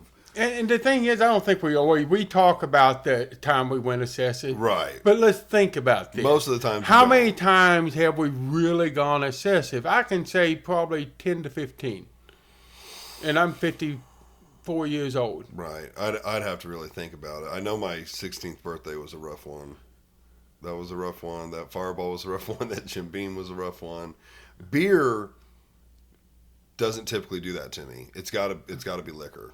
Well, see, and that's the thing is it depends. Most of the time, I don't. If I've gone overboard, and I've gone overboard 3 or 4 times, but most of the time it's just wine. Mm-hmm. I just love the flavor of wine. I love how you're drinking it, and it's just like my problem is that I don't drink anything like slow. I don't sip. I'm not a sipper. Mm-hmm. I'm a gulper. Right. Everything, I drink my coffee in gulps. I drink water in gulps. I drink everything in gulps. So same thing with wine. So I pour a gulper. My glass is empty. Fill it up again. Right. Oh, it's gone. Fill it up again. Mm-hmm. I don't realize. I mean, I sit here looking back. I realize that it is. I know moving forward, I'm going to do the same thing. Right. Because I just can't just sit there and go. Why not just straight from the bottle? I've done that before Yeah. too. I mean, and I started. I would say my first wine besides wine was Barley's and James. Mm-hmm. Strawberry Hill, Thunderbird. I mean, we always drink Mad Dog, MD 2020. That's a beer. No, actually, it's a Mogan David product. The MD isn't Mad Dog. It's Mogan David 2020. Okay. And I used to sell it. And they only used to come in 2 flavors. It came in grape and orange. Oh, I thought it was a beer. No, it's actually a wine product. Okay. Yeah, it's like right under there was Strawberry Hill and Boone's and all that. Okay. I didn't realize that. Yeah, and it's right in that same category. Hmm. Well, I want to circle back to you getting in the industry. You Okay, said you started as a started off as a merchandiser. merchandiser, yeah. That was setting up the displays, stocking the shelves and stuff. That is correct. Take me through all the way to where you ended up. Wow. So I started off as a merchandiser with Budweiser. From there, I went on to. Now, real quick, you're in Texas I'm in Texas, and you're working Houston, for Texas. Anheuser-Busch. I'm working for Silver Eagle Distributors. Okay, how does that work? Because So- you're selling Anheuser-Busch, You're selling Anheuser-Busch, but you're working for a product. distributor for them. Yes. Okay. It's a 3-tier system. Everywhere is a 3-tier system. So Anheuser, they do, and I say this is going to be loosely say this. Anheuser-Busch does own some distributors. Mm-hmm. Okay. But they can't directly distribute to the store. There has to be a middleman. There has to be a middleman. That's where in the distribution business is. Right. So, no different than Coca-Cola and all them. Because it's not Coca-Cola Ozark, no, it's Ozark Coca-Cola. They're the ones that distribute, and they have the rights for distribution in a certain area. Right. So I had worked for Silver Eagle Distributors out of Conroe, Texas. Now there's also was a branch in Rosenberg, Houston. Now they're all the way over into San Antonio. I mean, they're huge now. Mm-hmm. They're one of the largest Budweiser distributors in the nation. So that's where I started working. Started as a merchandiser, worked my way up to a helper on the truck. So basically, the helper on the truck is the one that does everything. You unload the truck. You take all the beer off the side. We had side loaders. So now you don't see that nowadays. What I see nowadays is everybody's got a box truck and they take the pallet jack and everything stacked onto it and they go in and they have no idea how easy they got it. Nothing like rolling, 400 cases of Bush 16s into a convenience store up a ramp in the pouring down rain. Right. That's how we used to have to do it. Mm-hmm. You sit there and everything, you load it up on a dolly and you rolled it into the store. Right. You got creative on how you could stack your beer, because you sit there and you got a case of 6-packs, come in the case, you stack it up, you roll it in. Well, we got to where you could sit there and do stacks. You could actually get 10 or 12 on a dolly. Mm-hmm. So you're rolling them side by side because you're opening the box, stacking them up, rolling them in. So you learn that from a good driver. Mm-hmm. A driver teaches a helper how to become a driver. Then that driver gets promoted on up. Right. Then you get promoted on up into a driver. From that point, I went to an assistant sales rep, where you kind of fill in for everybody and all the salesmen goes on vacation. You're with them. You back up to supervisor, do things like that. Then you get your own route. I got my own route. Then at that time in life was going through divorce and things like that and decided that it's best to move back to College Station. So I left Houston, went to College Station. Didn't have a job, didn't have anything. Just felt needed to get up and go. So you were an assistant sales manager? Actually, I was actually a salesman. I had my own route. Okay, so you were a salesman Yeah. at this place. Yeah. And because of the divorce and everything, you're like, I'm going back. Went back to College Station. Needed family stuff. So, and I'm going back and, didn't have a job, didn't have nothing. Right. I got a kid, everything else. So I got to pay something. My sister called a friend of hers up, who in turn called, he sent somebody out to interview me. And Kevin said if it was a keg truck helper, needed somebody on the keg truck. So I says, yeah, I'll take it. And they hired me. Next day, I was a driver. Didn't take long to be the driver. But I'd always been, I was old, other guy, people person. So, yeah, it didn't take long for me. And then I enjoyed that route. And that was at Christian Distributing. So that's Miller Cruz house. Okay. So I was there. And it's funny because you had the on-premise. So you got on-premise, off-premise too.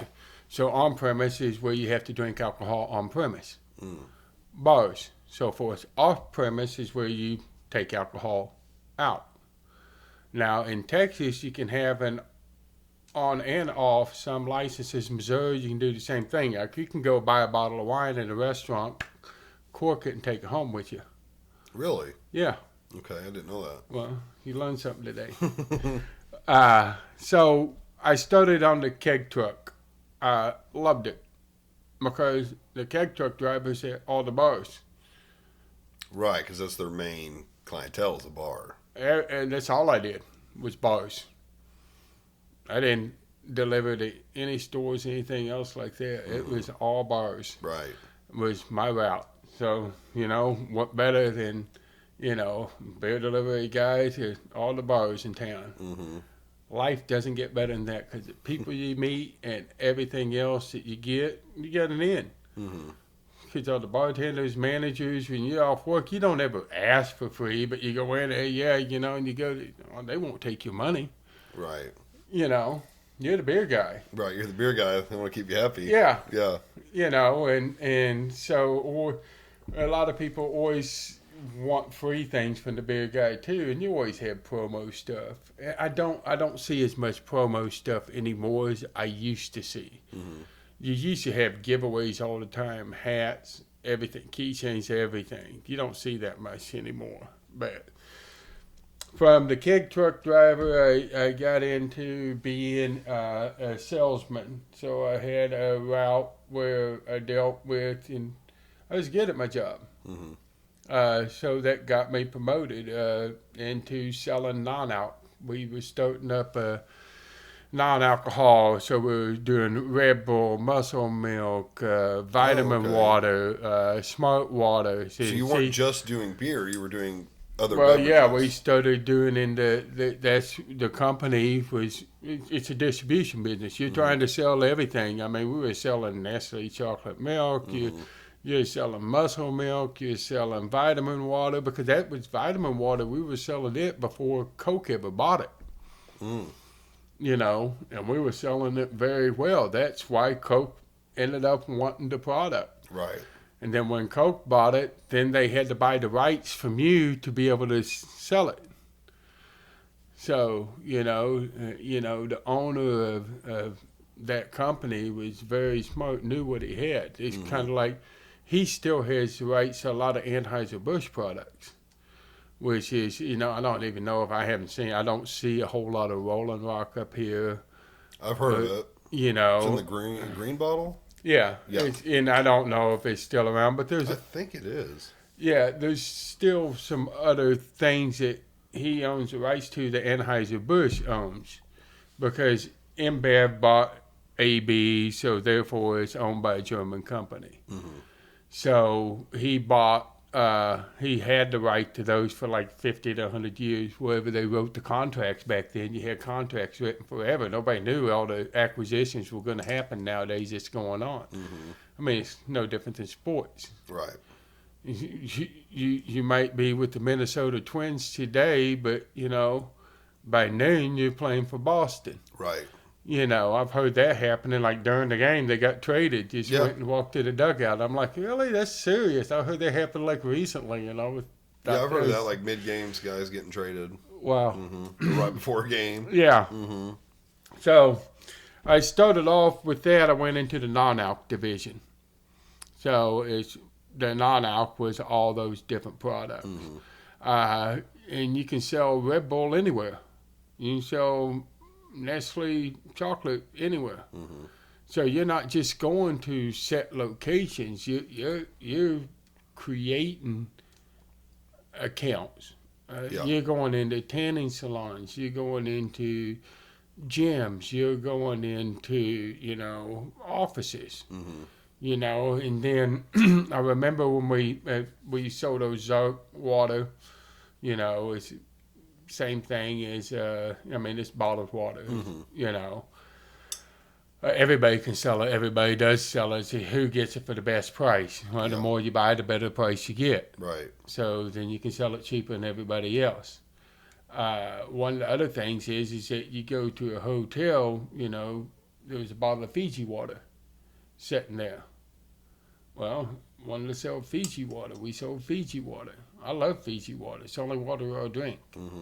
My wife has you're a snob. You're a water snob. You're a wine snob, water snob, everything. Gotta have Fiji water. Yeah, I love Fiji water, and I'll strike to it and find a better water, send it to me, but I'm just like what I like. What's that water in a can? There's also water in a box. Yeah, I feel like I've heard of that. The water in a can's like Death something or Death water? I don't think that's it. Gonna make me look, and you said to them, we need a computer. I'm like, no, let's just wing it and just have fun today. I don't know. It's water in a can, but it's supposed to be really good. Really? Yeah, I've never had it myself. But. Yeah. Well, it's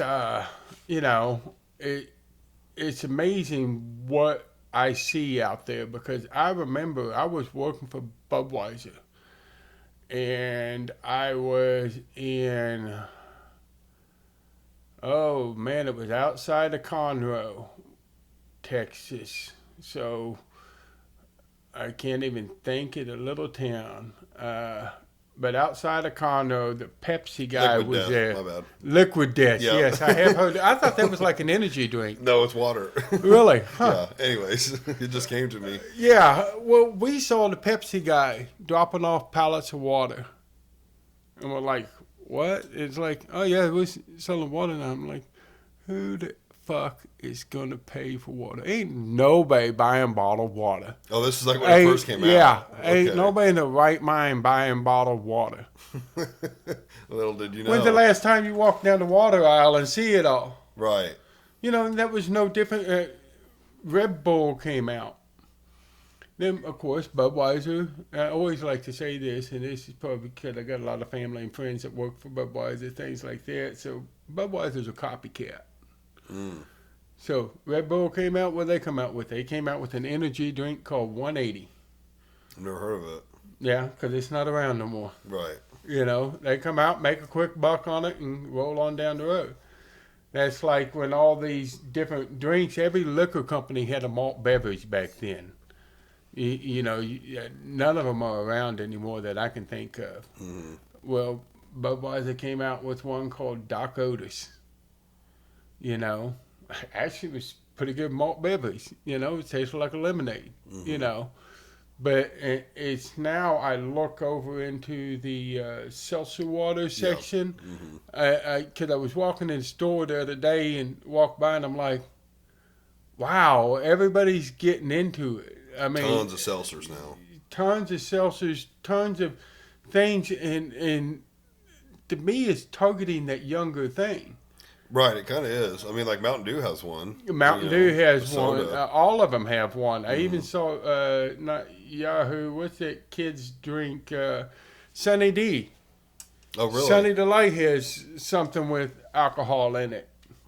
So now we're getting off subject again. I'm real good at that, but Oh, it's fine. It's It hard makes for to a good keep pod. me. It's hard for me to stay on focus. So I did a non-out part. But this is not with Budweiser yet. You're still with. I'm still with. I never went back to Budweiser. Oh, Budweiser was the first one. Budweiser was first. I'm with Christian Distributing, which is Miller Coors and Dos Equis, Corona, Coors Light. And actually, he was one of the first Miller houses to have Coors Light in it. Miller and Coors didn't always used to be in the same house. They were separate distributorships. But his dad actually started off with Dr. Pepper. distributorship, and then they made their own sodas, which you can find around here, called Boots. Boots sodas, yeah. Cream soda, blue soda, all the Boots. It's Yeah. got the old-timey logo. Yes. Oh, yes. Yes, I know it's that. actually a picture of him as a kid, his grandmother. Yeah, that's Okay, who I yeah. used to work for. I'll be okay. I Yeah. know it. Yeah, I've had Yeah. them before. Not Yeah. very often, but I've had them. Yeah, well, you're not a sweet tooth guy like me either. I mean, I like soda. Yeah, but it's I normally don't fountain. drink that many sodas. Yeah, I am fountain versus Yeah. or bottle versus can. Yeah. Uh huh. You know, it's the Or same. glass. Like I have glass Coke in the fridge. Oh yeah, I go to Sam's. I always keep a glass Coke. I don't know, like a 24 pack. Yeah, a Yeah. case. Yeah, case. 24 is called a case. Yeah, case. I don't know why I couldn't think of that word. I always keep a case of glass Cokes around. Yeah. Have one every now and then. That's my The little bottles or the big ones? big ones. Big ones. That's my problem. Like now with working out, because I work out and stuff, and kind of watch my diet. I've definitely cut back on soda, but that's my biggest weakness. That's your biggest weakness. Mm-hmm. Now you've been working out more and stuff. Now I hear you advertising with this Pre-workout. pre-workout. It's right there. So what exactly is a pre-workout? We're gonna get a shout out to these boys here. Shout out to the hell of the sun. So, what pre-workout does, and there's many different ones, but I would say the main goal of the pre-workout is to get you mentally and or physically amped up for your workout. So it's basically an energy boost. Yeah. Now this one, Red Bull on steroids. this specific one, I would say is more of a mental. The physical ones, I don't remember the name of the ingredient that's in the physical ones, but it'll make you itchy, and it just kind of just makes you feel. Kind of burns your skin type. Kind of makes Yeah. you, gives you. Yeah, I know exactly that. What Yeah. you're talking about. This doesn't have that in it, which I actually like. Some people like that. I feel like more people don't like that because it's actually not doing anything for you. The chemical in it literally just makes you feel itchy. Really. And you're not getting a whole lot out of it. This pre-workout actually has a lot of things that are actually good for you and actually do something for you. Like I know a big one on here. I think it's at the top somewhere. It's got pink Himalayan salt in it. Well, salt's really good for retaining water. Of course, you want to be hydrated. You want to force water and blood into your muscles so they grow and look bigger. It's got a lot of focus things in it, which kind of help more mentally. Like I notice when I take this, I take it before I leave the house. And by the time I'm at the gym, I am like fully awake and just ready to go. And that is, I get to the gym at like 4:45 typically. Max gets there right at 5, and then we work out from 5 to 5:40. So not a long workout, but I mean 40, 45 minutes. 45 minutes to you can get get a a lot workout. done, yeah. You can get a lot done. I mean, Yeah. that's why they say you're supposed to work your body out in stages. Mm-hmm. Like you work out your shoulders and everything and we one do day, that. then you work out your Yep. lower part the other day. But Yep. you're always supposed to do your cardio every day. Right. That's something I have been considering introducing real seriously in like the last month. Of course, when I started 3 months ago, strength training, it was like we need to do cardio, and I really should. But like Monday is chest and tris, Tuesday back and buys, Wednesday's leg days, and then Thursday is typically like a catch-all day. Right. Like if we feel like we didn't hit something hard enough, or definitely throw in quite a few shoulder things on Thursdays. So never legs again. If there's ever a week where we like miss a workout because of like this last week, there was a holiday Monday. So I asked him, I was like, do you want to go? We don't have to, because I had plans to go fishing. He's like, let's just take a rest day. So of course Tuesday we worked out, and then we get to the gym Wednesday, which is normally leg day. And I was like, we shouldn't do legs this week. Because legs is just kind of the running joke of like nobody wants to do legs. I enjoy doing legs, but I also think that being such a large muscle, it definitely doesn't hurt. Like if you're going to skip a workout in a week, legs would be the one to skip. Because I personally think of all the muscles, the bigger ones, it's more beneficial to give them time to rest. So a week of rest isn't going to hurt anything. Ain't gonna hurt anything. Right. Of course, you don't ever want to miss, but if you do, I would take legs out. So every week. do you lift for power or do you lift for bulkiness? What bulk? you, Yeah, bulk? bulk physique. Yeah, no. You want the They're- like nice little Yeah, tone little and guns right there. All that, Uh-huh. Yeah, because so like how Max really likes to work out is more of what I would call like a physique. So it's more lighter weight, higher reps. There's basically like 3 ways you could do it, or how I'm going to explain it. Lightweight, high reps. Medium weight, medium reps. Heavyweight, low reps. If you're doing typically heavyweight, low reps, you're someone who's more literally strength training, like power lifter, strongman, stuff like that. You want to be able to move the most amount of weight that you possibly can, and your muscles become more used to that. That's why, like, there's this guy on YouTube, Facebook. He posts everywhere. His name's, I think, like Antonio or something like that. And he'll go into a gym and he'll act like a janitor. And when he's got his janitor, I just watched him last night. Yep. Yeah. He normally he's fully covered, and he don't look very. You don't big. look very big. And there'll be these massive dudes, lift weight. Guys are big. Yeah. Big dudes. He's like, I need to clean, and he'll just pick their weight up like it's nothing. Yeah. He is a strength trainer. He that's a power lifter. Okay. And their muscles might not look massive, but they've been trained differently, so they're used to heavy weight. I would just describe it as a more dense muscle, and so they can do that. Now, then you could take, like a Ronnie Coleman. He's a bad example. He was actually really strong. Maybe like he was really strong. Maybe like a Jay Cutler, who is obviously strong still, but he was more of just getting the muscles as big as they could be, which is typically more in that low weight to medium weight.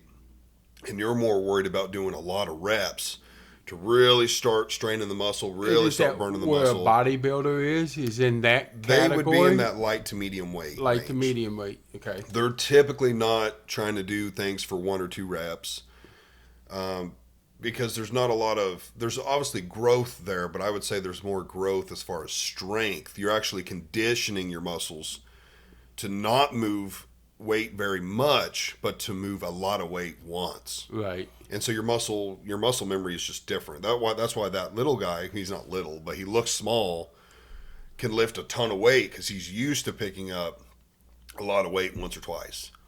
And then you have people that do like, what's that sport? I would never do it. Badminton? No, it's a weightlifting thing. Basically where they CrossFit. Yeah, CrossFit. Where they're doing like a lot of lightweight stuff, body weight stuff, and they can do a lot of reps. It just depends what you want. I personally want kind of in the middle, which is like the worst spot to be, to want to like lose fat and build muscle. It's real easy to do one or the other, because if you just want to lose a lot of weight, you just have to have a really strict diet. Diet's the most important on all of it. Sleep and diet. I was gonna go there with diet because you can do all the workout and everything you else want, but yeah, like if you're eating 5,000 calories and then you're doing 3 hours of cardio and lifting weights, you're still just eating too much. Yeah. So you need to. You can not work out and lose weight. It's all in the diet. You can gain weight and not work out. It's all in your diet. That's typically how people get fat. They eat too much and don't do anything. Or the complete extreme opposite, somebody that, eats 800 calories a day and then they weigh 120 pounds. It's mainly in your diet. Now, where I have to sit, which is wanting to lose weight and gain muscle, you have to eat basically like right around your daily intake, what you're allowed, maybe a hair more. Right. And you want a lot of it to be protein. So like I try to hit like 200 grams a day. The weekends it doesn't typically happen. Like during the week I'll have like 3 protein shakes, eggs, summer sausage, protein bars. Like I'll make sure I try to get at least 160 to 180. The weekends it kind of goes out the window. My neighbor, she has this Ninja ice cream maker, and she makes protein ice cream. Yeah. I thought, well, that's kind of cool, because I eat I love ice cream. Yeah. I just don't do the protein part, but I need to do the protein part. And I'm like, oh, that's a good way I can get my protein. Is just make it into an ice cream. It's crazy how much it takes to hit around 200. I would say most people sit at, depending on their diet. Again, so much of it's diet. If you're someone that eats a lot of fish and chicken and lean meat, it's probably a little easier. But if you have just a normal average person diet, you're probably hitting like 80 to 100 grams a day, 100 being on the high end. Wow. But like if you're really trying to get your protein up, you want to be hitting 200 plus. And again, it depends on your diet. If you're eating 6 meals a day and it's mainly meat, it's a lot easier. Right. Then you probably don't need as many supplements. But I personally try to use a lot of protein shakes and stuff to help, because I'm not buying, ground turkey and salmon and stuff like that. It's whatever our dinners are, whatever our lunches are. But I've added stuff like, around 10 o'clock, I try to go in and have like 4 hard-boiled eggs or a bag of summer sausage, just to get more protein. Just to get more protein. Protein shake with breakfast, but there's more stuff in it. I've got branched chain amino acids in it, creatine in it, plus the protein. Then lunch, another protein shake, just protein. After dinner, another protein shake. So like on a good day, I'll get 3 protein shakes in. That's 90 right there. 20-gram protein bar, which I highly recommend them from Sam's Club. They're the cheapest I've found. 20 grams right there. So that's 110 right there. And you need to be at how many? 200. Oh, wow. So the other 90 has to come from food. Food. So the snack, the eggs, I don't remember how many I'm getting from the eggs, but like the snack will get you a little bit. And then just everything else has to come through food. Now, if you're doing it, the best way to do it is all through food. Protein shakes they're good. It's not like they're not bad, but it's absorbed. From what I understand, it's absorbed better through food. Yes, it's a different type of protein. Mm-hmm. It's a more natural protein. Yeah, more natural. I think it's a more slower intake because it is a food. It's got to be broken down, whereas the shakes are like liquid and it's pretty quickly absorbed, which is good, and it's not. It's burned really quick, but it's also absorbed really quick. So it just depends. But like me, I try to eat right around my intake. If anything, if I've got a lot of protein in, then I'm okay with being a little under. Right. Because I do want to lose weight as well. But I mean, I've lost about 15 pounds. So I'm around 270. On a good day, 270. Bad day, 275. Started at around 285. The heaviest I've ever been was like 295. But typically I was floating around 285. Right. So 10 to 15 pounds is what I've lost. Of course, I'm on testosterone as well, but with like doctor prescribed. Right. So that helps as well. But yeah, my goal is just to lose fat, build muscle, probably get down to like 250, and then see what I think about my physique. If I've leaned down and bulked up enough, then I would consider like 225. Probably wouldn't ever want to get below 225. Like I like a bigger frame. I think once you get down to where you think you're going to get to, you're going to be like, oh, I could cut more. I can't, because I had gotten down to under 200. Mm-hmm. How heavy were you at one point? I was a big boy. Yeah, I've seen pictures. I remember you telling me. I was 380 pounds at one point in my life. And then got down below 200. I got down below 200. Damn near lost 200 pounds. Yeah, I lost a whole body. Yeah. I lost a whole nother person. And you did it mainly through diet? No. Working out as well? I had surgery. Oh, you had a gastric bypass. Yeah. Mm-hmm. Otherwise, I'd be dead. And it worked. I mean, it's been 15 years. Is that where they cut your stomach out? They cut basically it down to cut my stomach out and went through and pulled my stomach out. But I mean, it's been over 15 years. And as soon as you had that done, like you would eat a small amount and just be full instantly. I eat a small amount and I'm full. So I have to get my protein and everything else in through vitamins and things like that. Because you couldn't eat very much. Can't eat enough food to get you where you are. So right. But I've never been one to follow instructions and do things and take medicines and do stuff. So I don't take vitamins. I don't do any of that. I don't do the things I should be doing. I do that as well.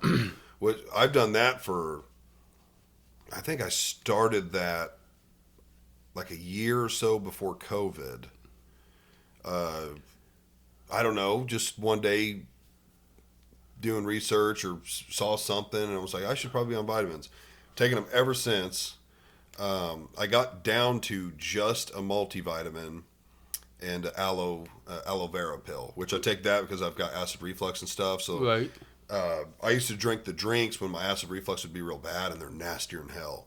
So I was like, I'll just take a pill and that'll, I don't know, I feel like it helps. I've recommended it to a lot of people that deal with acid reflux, but now I'm up to vitamin D, vitamin C, a multivitamin, my aloe pill as well. I'm gonna butcher the name. It's like tartrate. I don't know. I was recommended it by a bodybuilder, and I thought there was one more. Could be magnesium. Magnesium. I should probably get a zinc one. I don't think I am taking zinc, but I need to get a zinc one. But yeah, I take all those every morning. Every single morning I take Wow. those. That's a lot of pills. Yeah, it's a handful. And it's a handful. Yeah, it's a handful. Yeah. Yeah, I take those every morning, and then like Monday through Thursday when I'm working out, I'll take those with the pre-workout. And you then- can't get all that stuff combined. See, my thing is, I wish everything was combined. Like I could take something like this to have all my multivitamins, everything in it. So that's what the multivitamin is.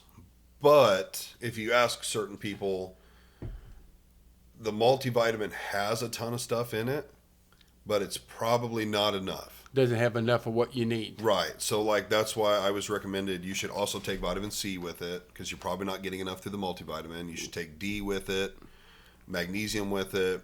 You should probably take zinc with it as well. Like no doubt a multivitamin is better than no vitamin. Right.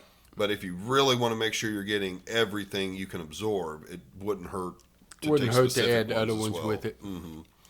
So, and then like that other one, the one I can't name, it's supposed to help with like fat loss and stuff. It's not like a weight loss pill. It's more of it's something in your body that you already produce, especially when you're doing cardio or strength training, and it just kind of helps amp it up to where your body is more capable of burning fat. Okay. So that's why I take that as well. But now I've noticed I've overslept, I think twice. Woke up and it was like, 5:15. We start work at 6, so that's why Right. we only work out till about 5:40 because I got to change at the gym, and of course work is like a minute away. But I woke up late, and it was like crap. Now I'm not going to the gym, and then I get to work, and it's like you're not fully awake. You haven't been moving. Your whole day's The different. whole day's different. It's happened twice. The first time, my day was like ruined. The day just seemed like it took forever. I just didn't feel as good. The second time it's happened, it was like I just tried to have a better attitude. But now I've noticed, like, if I don't go to the gym before, it affects my day. It affects your day. Because you've already accomplished something. You woke up extra early. You went to the gym. You've got some calories in you. You've been moving. You're loose. You're awake. You just have a good feeling of I don't have to go after work. I've already completed it. So like there's many benefits to me to go in the morning. A sense of accomplishment. Yeah, that's the biggest That one. you've already done your first goal for the day. Yep. You've achieved it. So now your next goal, you're going to go achieve it too. Yep, exactly. That's the biggest thing for me. At first, I thought working out after would be what I'd rather do just because we do work at 6. So like it's already early, but like I've always been used to that. Right. We used to start at 7, which I hated. Luckily, I didn't have to do that for very long, and then me and another guy started going in at 5, and I went in at 5 for quite a while, and we worked 4-10, so it was 5 to 3:30. Well, everyone else was working 7 to 5:30, so getting off at 3:30 was like, this is the shit. I mean, Now I it's better go 4:30, into but- work early anyway. Right. I mean, yeah. I'm one that starts early. You know me. Mm-hmm. I mean, I was out there laying out houses Oh, at, flashlights on. Yeah, It doesn't matter. Dad and I would get to work at like 5:50. Talk for a few minutes, let his truck warm up if it's winter time. Then 6 o'clock, we'd go our separate ways. And then there'd be times I'd get somewhere 6:10, 6:15, and you're in the house with a flashlight Yeah. already there. Well, and it just is easy. The day gets going. I mean, I get up and get moving, and day gets going, and I'm up, and I gotta go. I don't understand. It's like summertime. These guys Oh, Why don't you gosh. start at 5 o'clock in the morning? The sun's up, you can see. We had a framer that Start didn't start framing. till the earliest was 9. Yeah. Sometimes it was 10. And then during the summer, they're all gone by 2, Mm-hmm. noon. I'm like, you guys wouldn't survive in Texas. Right. I mean, they do it all day long down there. Mm-hmm. It's just a different thing. I don't understand how they. I don't either. That's why we always started early. And even Yeah. in the wintertime, it was just, there was a time in the year I think we would push it back to 6:30. Your first 20 minutes would be in the dark, but I don't know. You start earlier, you get to get off early. That's the way I looked You at have it. more time in the evening to Well, do you whatever. you get more done Yeah, too. I mean, because as it gets hotter, it's hot. right. The second half of the day is harder. Yeah. You're Especially tired, you're after hot. lunch and everything else, you've already had lunch and gone on.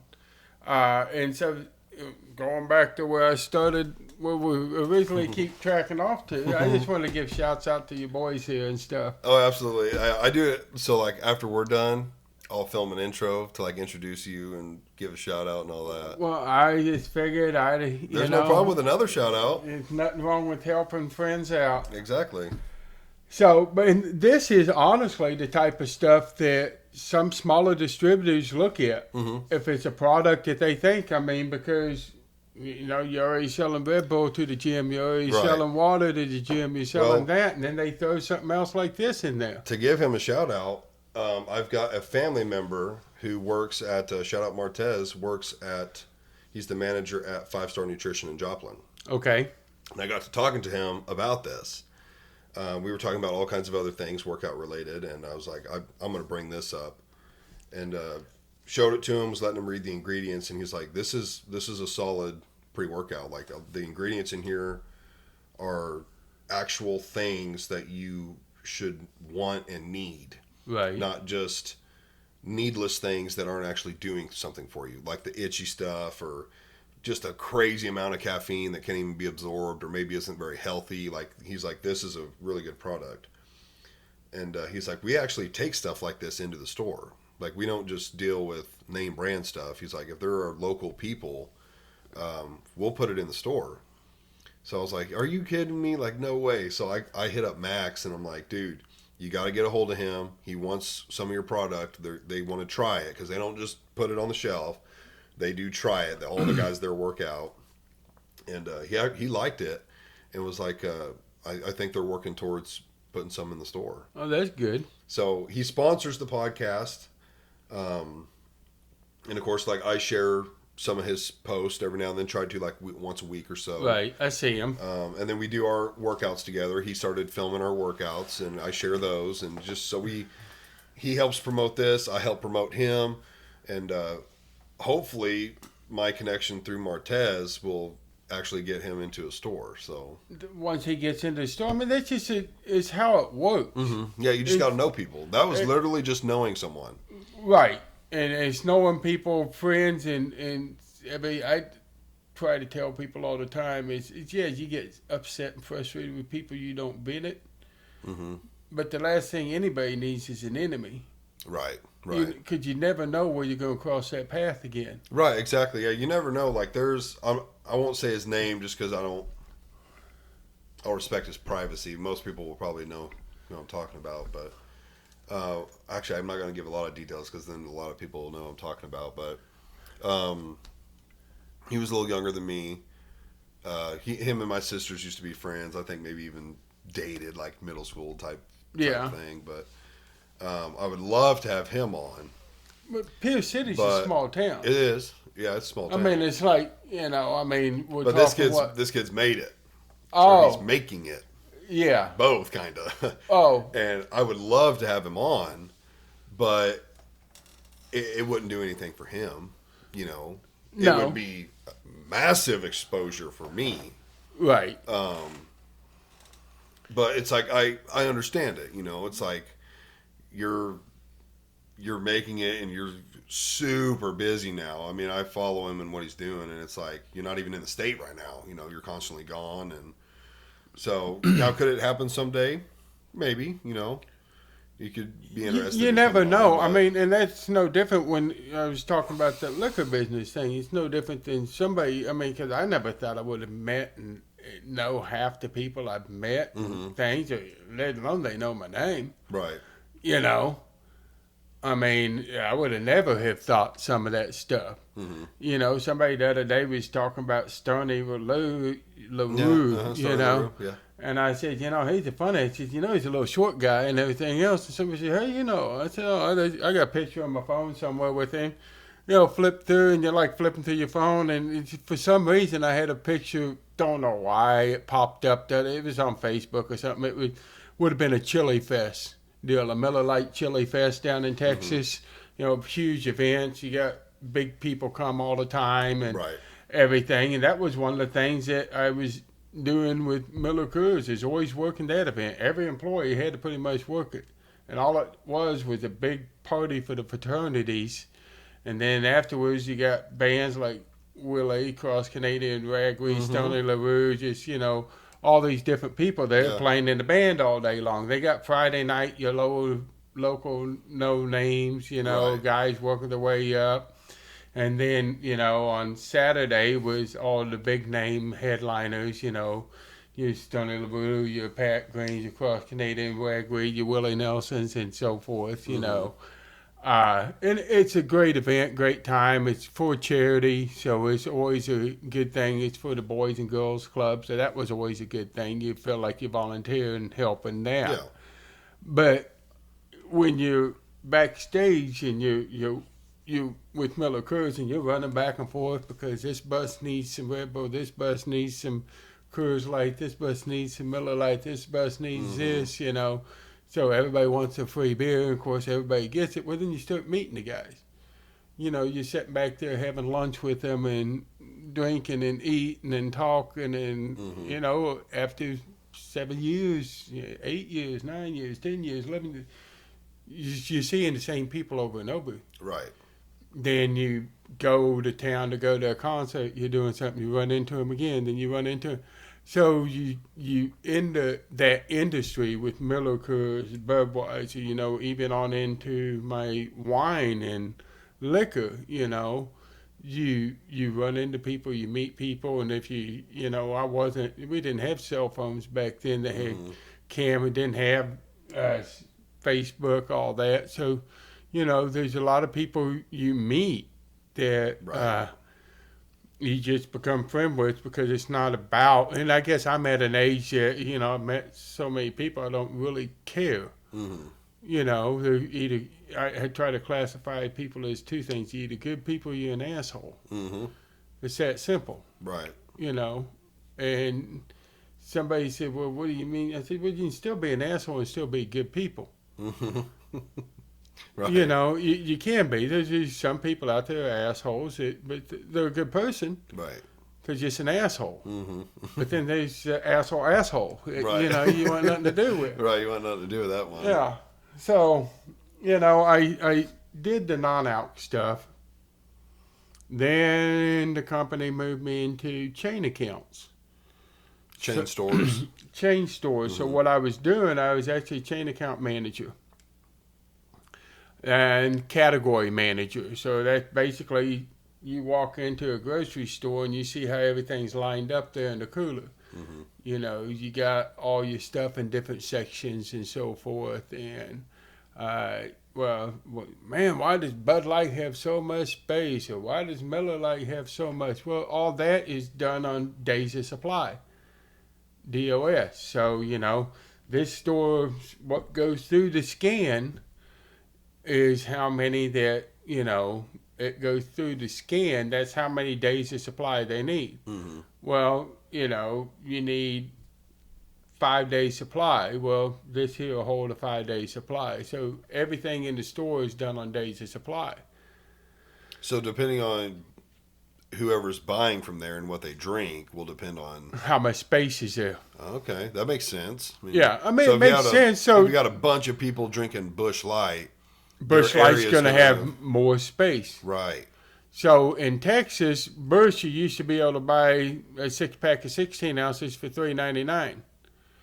You know, so there was stores in Texas, in New Caney, Texas, you know. There was little stores that you could sit there and I would literally roll 500 cases of Bush 16s in the store for a buy, for a 30-day buy, and they would be close to running out. Because there's just a lot of A bush little drinkers convenience store in the middle of nothing, and all they sold, they would have a whole door, no shelves. You just open the door and get it out of the case. there. Right. Because it would stack up, it would sell that much. Bush 16s.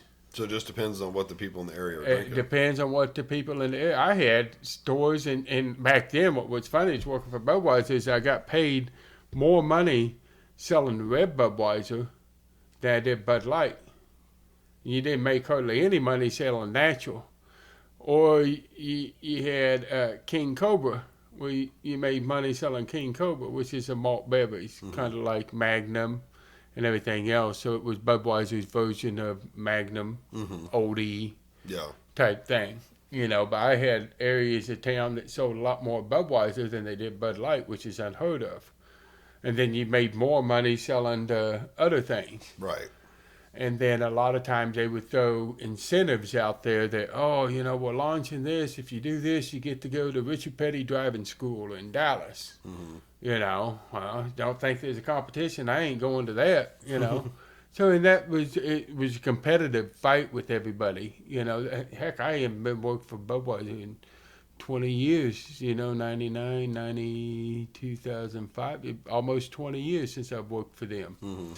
You know, and I got buddies that still talk, and I don't think hardly, there's only a few of us, few of the guys that I worked with that are still there at Budweiser that were not still friends. And it's guys that if I go back down to Houston, I mean, usually I go down to Houston, I'm going down to see Hunter. I'm going down to see my son, and usually it's a quick trip, turn around back. Right. You know, that's what I go down there for, is something, you know, family. So as much as I'd love to go down there and take a day to meet everybody at a bar, I just don't have the time to do that. Right. You know, so I wish I could, but just don't. So chain account, you're managing the days of supply. Every store, every area has different days of supply. So what's funny is in Houston, so one thing up here, they sell different stuff.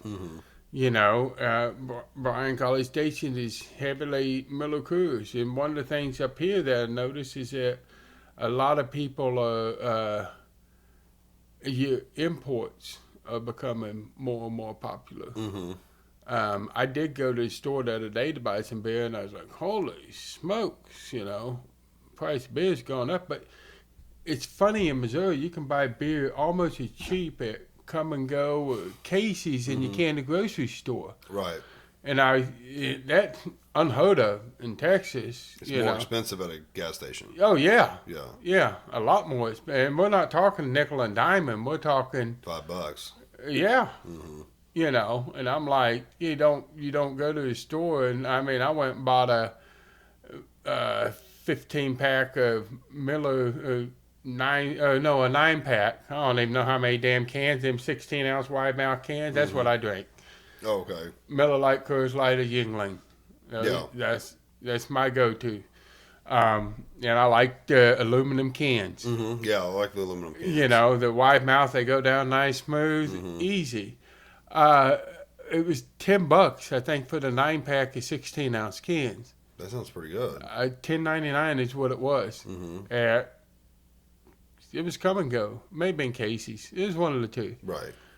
You know, that's unheard of to me. And down there, no, convenience store is not going to be cheaper than that. Well, I noticed the last time I bought some liquor, I went to Macadoodles. And the Macadoodles beer, in Joplin? Yeah. Okay. Haven't been to that one in a long time. The beer was the same price as basically anywhere. Gas station, Right. Tobacco shop back here, liquor store, whatever. But their liquor was way cheaper. Like, I priced 2 different bottles. Came up to a liquor store around here. because they didn't have one of the things I was wanting. But Right. they had the price there, of course, but they were just out. And I want to say one thing was $8 more, or like Macadoodles was $8 cheaper on one bottle, and then I looked at another bottle and they were like $12 to $15 cheaper on a bottle of Crown.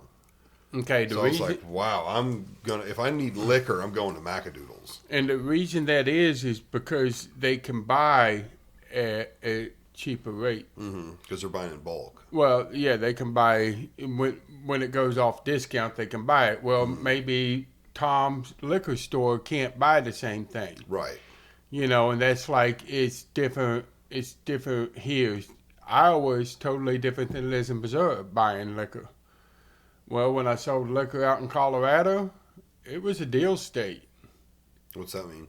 A deal state means, oh, you want 10 of these? I'll sell you 10 of them at $10. But you know, you buy 50 of them, I'll sell them to you for $6. Not everybody got the money to buy 50 of them. Right. Or it would take too long for them to sell them. No. As I had a convenience store, I remember, because there was an incentive to go to Mexico. Dos Equis. It was a Dos Equis incentive. Me and another guy running tight and everything else. And I knew I knew I was going to win. I already knew what number I needed to hit. I knew where I was going to go. I knew what store was going to buy it for me. I just didn't know how many I needed to drop at the last day. You know, because sometimes you go in there and you just blow everybody out of the water and then everybody drops out. Well, Miller Coors, it wasn't like that. You know, it was a friendly competition and you wanted to be the best. Right. You know, there was something about being the best. No different than Budweiser. You wanted to be the best. Well, I'm selling and everything, and it was all about incentives. Incentives help sell product because it incentivizes the guys to go out and sell it, but it also gets them to work deals with the customer to display it to sell more of it. Yeah. Because I ain't going to make any money. If he buys 250 cases of Dos Equis and it sits there, I ain't making no money if I don't sell him more Dos Equis. Right. You know, so he sold 250 Dos Equis, put it at a cheap price point. In a convenience store, he ran grocery store pricing. Because the grocery stores is paying the same price as a convenience store. They're paying the same price. So the problem is he's working on less margin. In order to keep a convenience store open, you got to work at XYZ margins because that's what sells. I said, use it as a draw item. All the college kids come buy it at $6.99. Everybody thinks $6.99. You're still making, and he sold all of it just like that. Right. Then he started learning that some convenience stores, some people will sell their product cheaper because they'll draw people in, and those people will come start buying their gas. They'll start buying everything else. Right. They're still getting a fountain eventually. Or Not candy everybody bar works like that. I said, cigarettes. you got to draw people in here. So if you got them in here coming to get their beer, and you got a reasonable price, they're not going to another convenience store to buy anything else. They're going to buy everything there. Right. Well, I learned that at Budweiser when I first started in merchandising. You learn that stuff. I mean, I can tell you Silver Eagle really trained their employees well. I mean, I have multicultural diversity training on how to deal with people from different cultures and so forth. So that started there. That helped make me better as I went along the way, all the way up to Miller Coors. Right. You run into chain accounts. Well, I know all this knowledge things. Then you run into category management, which is basically accounting and throwing numbers in and then playing on a computer. It's basically putting a jigsaw together in a beer cooler. You know, but then I also had to drive down and talk to the people at Kroger, talk to the people at Walmart, talk to the people, not just the local stores. I had to drive over to San Antonio to visit HEB, to visit Speedy Stop, to visit different stores. And then, of course, my trip to Lake Jackson. You know what's in Lake Jackson?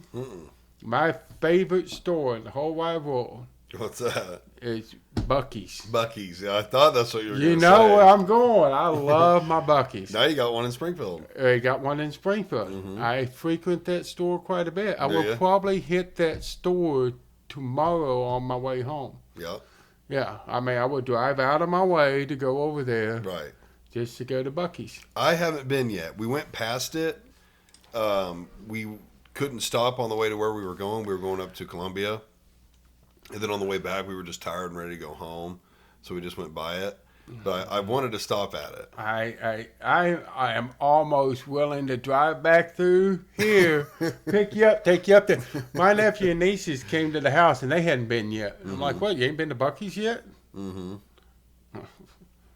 Can't be Uncle Bubba without taking you to Bucky's. So Right. guess what? We're gonna go get ice cream.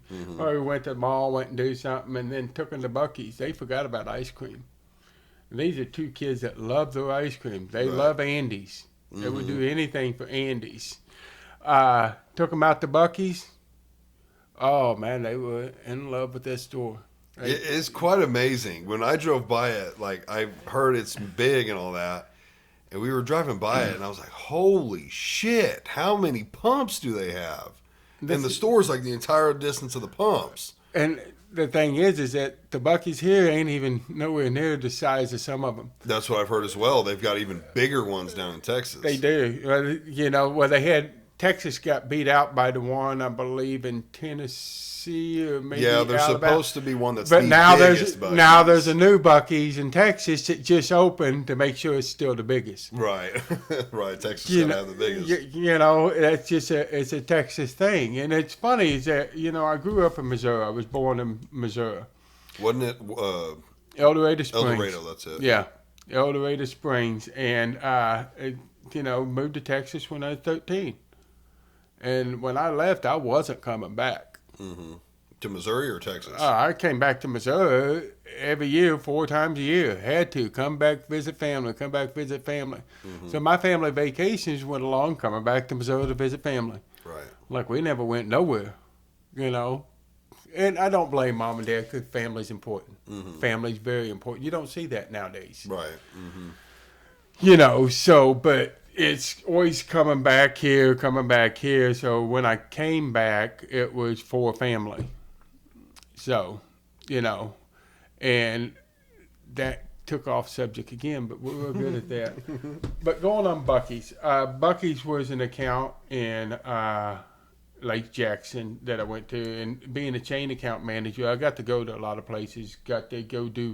You work a lot. People don't think. And when you're working, you always have to remember that even as a chain account manager, you're going in there because you're looking at the dates of beer too.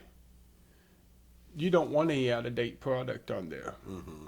Because if Budweiser has something right there with the date on it, that beer's getting kind of old, you kind of mention it out loud. Mm-hmm. Man, that's stunk, man. Look at the date on that thing. That's out of date. Man, how they got this stuff in here out of date. Right. Number one, you'll get a ticket in Texas. I don't know whether or not they do that in Missouri because you're selling an out-of-date product. Mm. You're not supposed to. Well, So that tells you that you don't need to stock as much because they're not buying it as much. That's what you're implying. Even though they may scan it, and they probably brought it in with a week left on it, thinking that somebody would sell it. Well, guess what? The merchandiser where I started didn't rotate it up and put it where it should have been. Mm. So they Should left have an been older first one on out. the bottom instead of putting it on the top or the front. That's why you never forget, even the further I went up, and I always learned that you're always rotating your beer. You're looking at the date before you do it. Mm-hmm. And I kept doing that on and on, all the way up, and even as a chain account manager. From chain account manager, I went into a team leader, supervisor, and everything. And the guys that work for me tell you I was a hard ass, but I didn't expect anything out of them that I wouldn't do myself. Mm-hmm. And my guys knew if they needed something, they'd call me. If guys had trouble selling something, I could help them sell it. My guys, it was all about the teamwork. Mm-hmm. If my team did good, the company did good. The company did good, I look good. If I look good, I get promoted. Right. My goal was to keep going up to, up and up and up. Mm-hmm. Hard work proves off, Right. And I'm a firm believer that hard work pays off. Mm-hmm. Otherwise, it wouldn't have got me all the way up in the middle cruise that I went to. Right. And then I moved to Colorado, you know. Didn't have a job when I moved out there. What made you do that? Ex-wife. Second one? Second one. Yeah. Yeah, it seemed to, Damn women running you off. I tell you what. No, I actually moved out to Colorado because my wife at the time, her twin sister, lived out there, and we had gone out and visited. And I thought, well, my parents had already moved back to Missouri. My brother had moved off, was still in Duluth. My sister was back up here in Missouri at the time.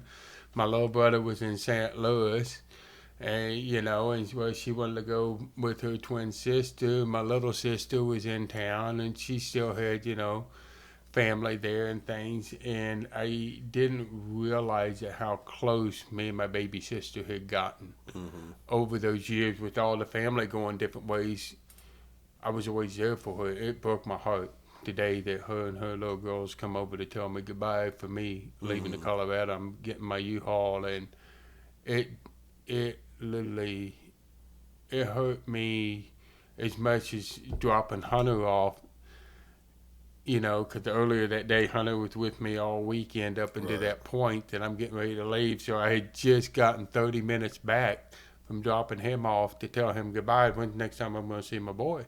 Right. He's going to fly up to Colorado. I got to figure it out. Well, ex-wife didn't find out till later that she didn't really want him around, type thing. So you learn more and more, and you wonder why the relationships go the way they do, and things here. But my son knows it, and he knows now that he's nothing I wouldn't do for him. Not the one I just met. That's Your my older stepson, Keegan. Stepson. Okay. Still my son. Right. It's just easier to call him son. Now he knows I'm a hard ass on him too, and he'll tell you I'm a son of a bitch. But it's different. It's different. Right. I'm not going to change who I am, but the society is different nowadays that I can't understand some of it. I mean, put your freaking phone down and go to work. Well, they're different. They're learning. They don't learn the way we learn. Right. There's a computer, and you guys were talking about the Chromebooks the other day. I was watching y'all talking about the Chromebook, first one to get a Chromebook. I don't understand that way of teaching. Right. To me, they're not learning. I think we're dumbing down society. Probably are. And I say that the same thing with work ethics. Them kids that are rolling beer now, that's why I say right nowadays, go drive a beer truck, kids. Get your license, go sell liquor. Great job, great living. You ain't got to work like I used to. All you got to do is take a pallet jack, it lifts up, you hit a little button, and it rolls all out for you. And you roll up to the front of the store, hold up, the double doors open up, and you roll all the way in there. Then you damn near push it way in the cooler. Right. It's just easy now. Yeah. Yeah. To me, it's the easiest job there is out there. So I moved out to Colorado, didn't have a job, interviewed for a job with, I ended up taking a job working, selling appliances for about a month. And they were getting ready to send me to Atlanta to be some kind of appliance specialist. A little appliance, locally owned appliance store. Great guy, great people. But he knew I was applying for jobs in the liquor and things. Right. And the funny thing is that you go to Miller Coors, you're overqualified. Dude, I'm not trying to step on toes or anything. I start at the bottom, whatever. I said, I just want a job. Oh, well, we do, because you build a reputation to being good, and then you look at your resume, and in the liquor industry, everybody knows people from other distributorships. Right. They know their competition. Right. Because as a chain account manager, there was only 5 people that get to go out to California to play golf courses. Well, I happened to win that. Don't win it, you own it. And my wife says, "You didn't win this. You earned it." And she's right. I worked hard to earn the right to go out there to play golf. You know, I would never be able to go out and play golf at Torrey Pines, Del Mar, and them. No way in hell I would have. I wouldn't have been able to afford it or have the connections to get there. Right. But through being a chain account manager, there was an opportunity for a national contest that I earned the right to do that. Mm-hmm. So, you know, and it's no different than meeting. So wine and liquor fell into me through when I was out in Durango. I got flown up to Denver for an interview. I had already met with the district manager, like me, confidence, everything else. I fly up to Denver and they put me up in a hotel and I go meet the gentleman that ran the Colorado division for Republic National. And I walked out of there and did not feel confident whatsoever. I thought, man, this guy ain't going, I ain't going to get this job. Why?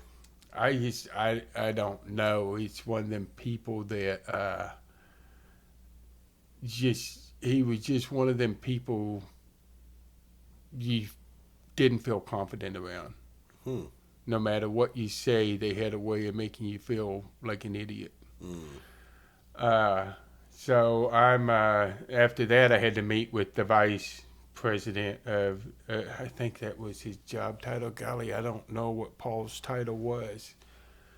But I ended up going back to the hotel, getting ready, and then he actually went and took me to dinner, and he wanted to talk and so forth, and he said, just want you to know that my brother's deaf too. And I was like, well, kind of where did that come from? I didn't think you could see my hearing aids and everything else. Well, it come out that the guy that was talking to me, because I had a speech impediment, didn't think I would be good for the job because of that. He sat there and said that guy's going to work 10 times harder than anybody else to prove that he deserves a spot to be in this company. And that's how I got the job. And unfortunately, a year and a half later, he passed away. But if it wasn't for him, I wouldn't have got my foot into the liquor and wine. Liquor and wine industry, getting into that is not easy. So up until this point, you've been in Texas selling beer and beer and all the non-out. Right. Now you're in Colorado, and you're getting into the liquor wine end of things. You hadn't really done that in Texas. No, hadn't done that in Texas. Okay. So I got offered a job. I'm sitting there thinking about it. Here it is. I've been doing this my whole life, and I'm sitting here pondering the job. Well, I don't know if I really want to do it. Don't want to know. Well, manager's already offered me a job, quit interviewing people and things like that. And she was probably, I don't know what my hesitation was at first to jump on it. Was it the guy? Maybe it could have been him up there. It could have been that I knew that he didn't want me there, and then maybe she doesn't really want me. I was the only person left. Leah was, very knowledgeable in things I didn't know nothing about. Didn't know nothing about wine and liquor. I knew I drank it, didn't know it. So there was a moment in life that insecure and maybe not knowing the unknown, not knowing what you know. Right. Type thing. So it was just all of a sudden it was, something she said, and I can't remember. We're sitting there eating at Eola's. It was a little restaurant, and food. Durango, Colorado, you go out there, there's not a bad place to eat. The food is great out there all over the place. I love that town. I haven't been back since I left, but I keep saying I'm going, and just haven't made it there. Some of the best people on earth I've met in Durango, Colorado. Just love them to death out there. Yeah. It's just one of them places that You go out there, you see why I fell in love with the place and moved out there. I something she said made me think, okay, got this. It's a people game. It's a people business. Yes, you start learning the product, and the more you learn it, and of course, it was a lot of training to learn about wine, to learn about liquor, to learn about all of that. But the bottom line, it comes down to personal preference. Right. Everything comes down to personal preference and personal. People buy from people they like. They don't give a rat's whether you're selling this or Skull Bandits. You know, it doesn't matter. If they like you, they're going to buy from you. Yeah. And that's kind of how I ended up thinking in the wine business and things. And Colorado being a deal state, I could work out deals. Oh, you buy 500 of these and everything, and tell you what, if you have a problem, I can fill you in 30 days at 1 or 2 a piece. You know, when you're selling things, and you did that. I mean, that's sold a lot of liquor goes out of the liquor business. There's a lot of liquor that flies off those shelves that people don't realize. Right. You know, but learning all the different liquors and learning the liquors, and you're always sampling. They always fluids meetings, and all these meetings in every company, beer company, there's meetings on Fridays. Every Friday there's a meeting, because that's when distributors want to have them. That's when the people up in St. Louis, the people up in, you know, Milwaukee want to have the meetings on Friday. And you're sitting there sampling. You're always drinking all the time. You know, the clock. On the clock. And that's in Colorado. I had so many accounts where you're selling a new wine. You ever walk into, you go into Macadoodles, how much wines and liquors in there? Oh my gosh, it's a lot. A lot. So every week I got 24 to 36 bottles of stuff in my bag. I got these wine bags that I roll on a little roller like you would a suitcase. I have wine. My wine bags are full of wine. Right. You know, 12 bottles a piece. I'm dragging 2 of them on each side going in and setting them up. What do you want to try? And a lot of times everybody wants to try everything. So you're laying out the bottle, and you got to know your wines and start with the softest wine, because you don't want to give them a acidic wine first, or one that It'll has mess with the taste of the other ones. Yes. So you gotta know how to progress it up. Same thing with liquor. It's the same concept. There's always a new liquor coming out. I still have not. I've tasted the Crown Blackberry. Yes, I've seen it. Never tasted it yet, but I haven't seen it. I haven't even seen a bottle. Really? Yeah. I have. You know, the only bottle I have is from a friend that I saw in his house and drank some of it. Other than that, I hadn't been able to find a bottle, because I told a buddy that I'm fixing to go see after this. I'm on one of these days. I'm gonna find you a bottle of Crown Blackberry. I tasted it. It wasn't what I thought. It didn't really. I was expecting more, I guess. Kind of like. So it wasn't as good as you were thinking it would. Yeah, you know, maybe I had it all hyped up in my head. Well, a lot of things are like that with the marketing. Same thing with liquor. I taste so many different things that, you know, I remember my dad calling me. I was out in Colorado, and Dad called. Hey, have you ever heard of this stuff called Pappy Van Winkle? Yeah, Dad, heard of Pappy. He said, you think you can get me a bottle of it? Well, yeah, I probably can. I said, but, you know, Dad, that stuff's kind of expensive. I said, you know, there's people pay thousands of dollars for a bottle of Pappy. Does it cost the store that much money? No. But they can sell it. Why not get it? Right. Because there's only so many bottles made.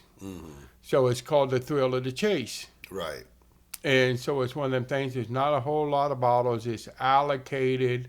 You can only buy Pappy to sell Pappy if you buy so much Buffalo Trace, so much Eagle Rare, so much of all that. you know.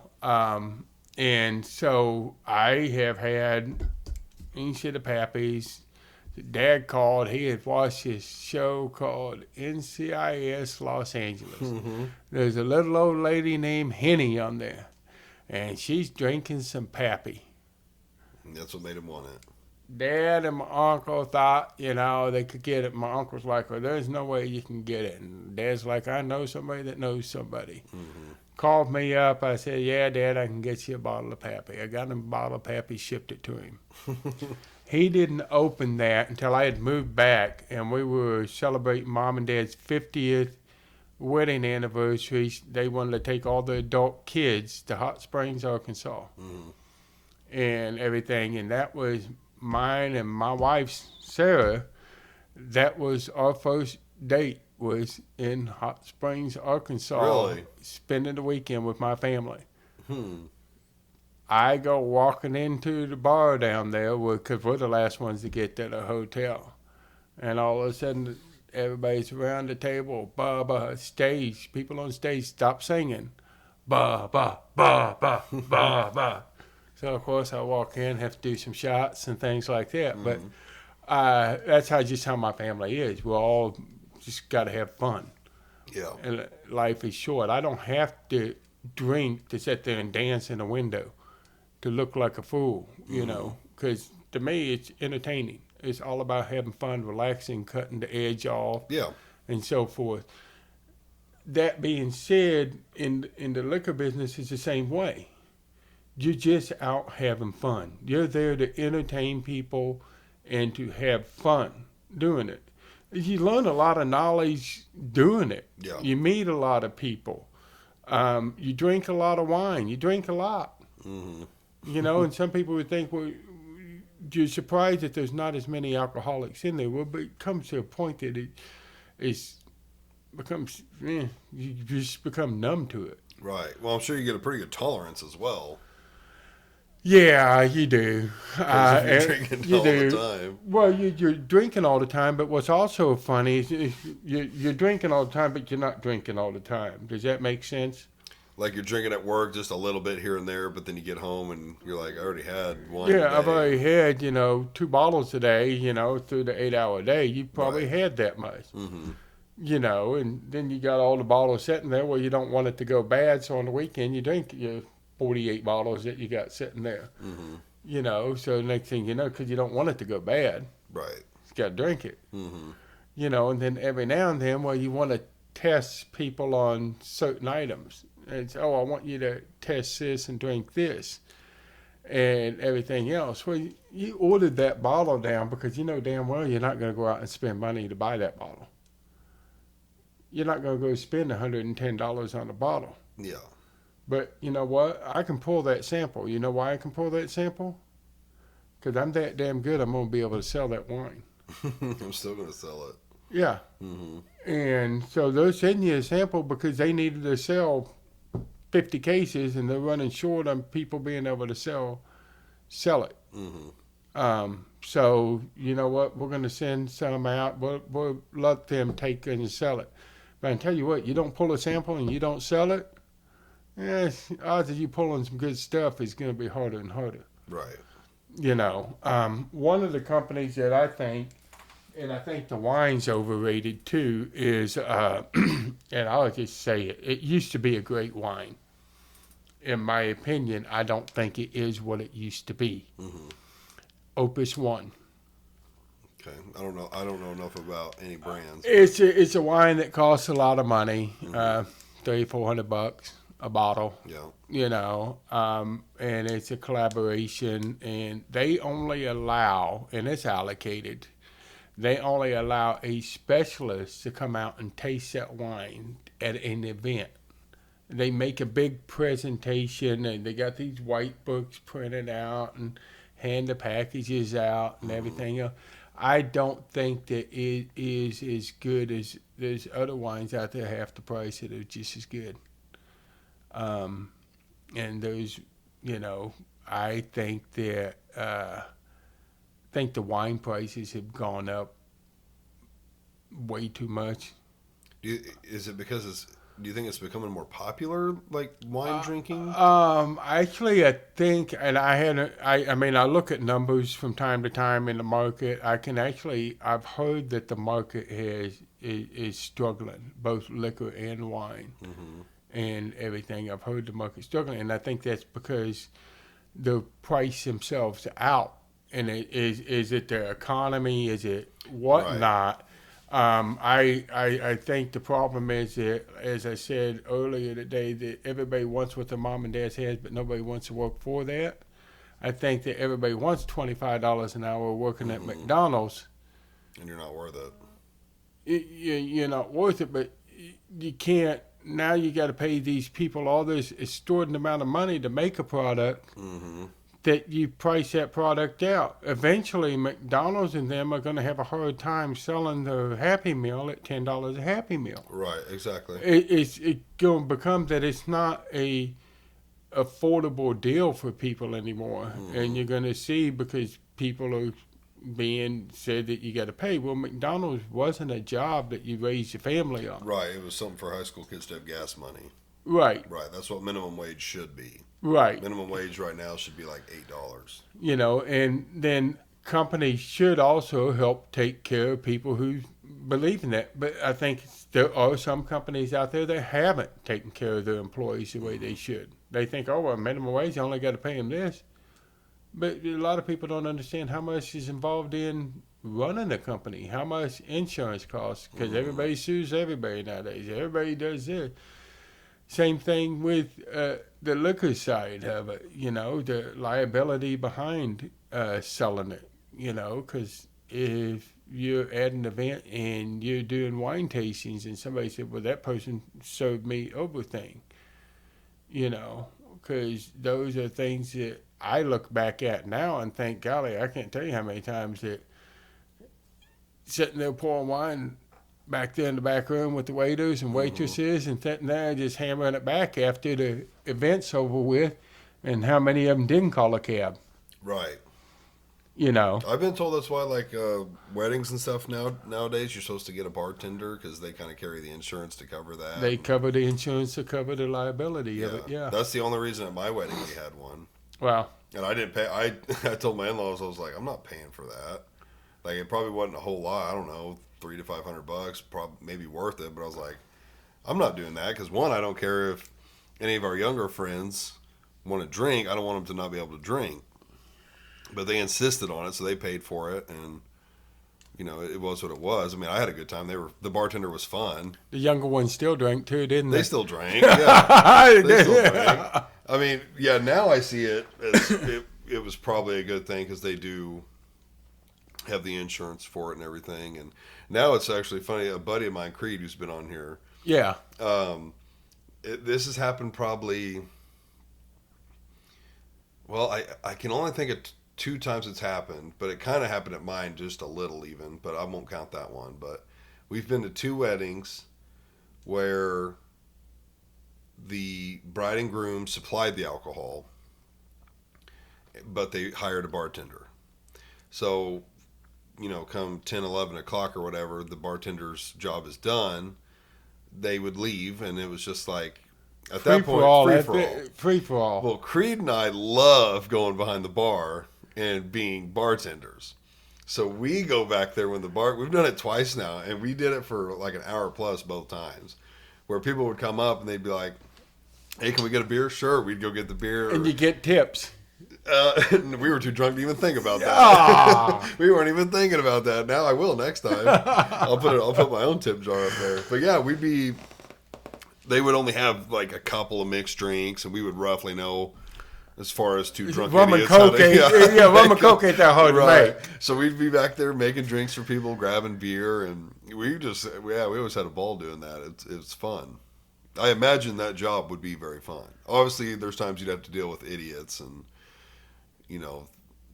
it could be problematic, but it seems like it'd be fun.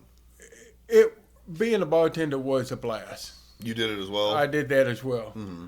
I can tell you, this will probably get some people in trouble, but it's way past statute of limitations. So I remember my parents were out of town. There used to be a social group called the JCs. It's kind of like the Optimist, kind of like Lions Club and things okay. like that. So, and I think there's still JCs may still be around. I don't know. My parents were involved in it. My aunt and uncle were involved in it. This is when we lived in El Dorado Springs still. I remember going to a big JC's event with my aunt and uncle because mom and dad were out of town somewhere. And so for some reason, my aunts and uncles liked me. I never could figure out because all the stories I hear everybody tells, I was a little shit kid that got into trouble, broke things, and everything else. If I walked in the house, something broke. But, you know, those are the stories you hear. But I remember I was about 7 or 8 years old, and we had gone to an event with my aunt and uncle, and they had beer and keg and beer, and I remember making so much money because I was back there bartending, pouring people's beer all night long. As a kid. As a kid. Yeah. And I was probably even drinking back then at that time Right. and didn't even know it. Right. But also, I remember my parents would always have out at the farm because El Dorado is just like every other small town. Everybody knows everybody's business. Nobody wants to be this. You don't drink this because there's 25 churches in the towns and everybody's a Baptist and Baptists don't drink it. Blah, blah, blah, blah. But when the bakers had something going on, everybody was out there. Nobody's judging because it was outside the city limits. Therefore, it's okay. Right. You know, Right, or outside blame it of on the town. bakers. You know, hay rides. You know, things that people did back then that you don't see happening much anymore. Right. The old hay rides and things. And I remember as a kid pulling all the tabs off of all the beer and everything else. I was pulling tabs off. Thought I'd done a good job, you know. Dad had like 50 cases of beer, and I had half of them opened up for him. And things, you can't do that because the beer will go flat. So they sitting there, everything. That was what my dad told me that they Right. did, that they had to drink them all. And they'd sit there. I was just smiling because I was just sitting there pulling tabs off. Right. Before Just open 'em before up. everybody got there, I wanted to have them open so they'd be easier for them to get a beer. Right. So yeah, that's I did bartending. So I probably started at a very early age bartending and didn't even realize it. But you look back and you say these are the events that led me to where I am today. Right. So you know, after Colorado, I learned everything out there, and then everything. Remember, things started becoming computerized. Because when I worked for Budweiser, you had a cell phone. Some people had cell phone. You had a pager. And then the salesman had a cell phone. So you're sitting there, you're keying in your order. You had to know the product number because you're on what you call a NORAN, typing in. Now, there was no computer system that printed out tickets. You had to enter it in yourself, and you had to know the product number in order to kick it out to punch it in right. Right. And then it also told you whether you had any of them on the truck or not. So, you know, because if you said you only had 48 of them, you only had 48 to sell. And once you sold your 48, you're SOL to sell anymore. You know, nowadays, everything's done. Walmart orders your own stuff.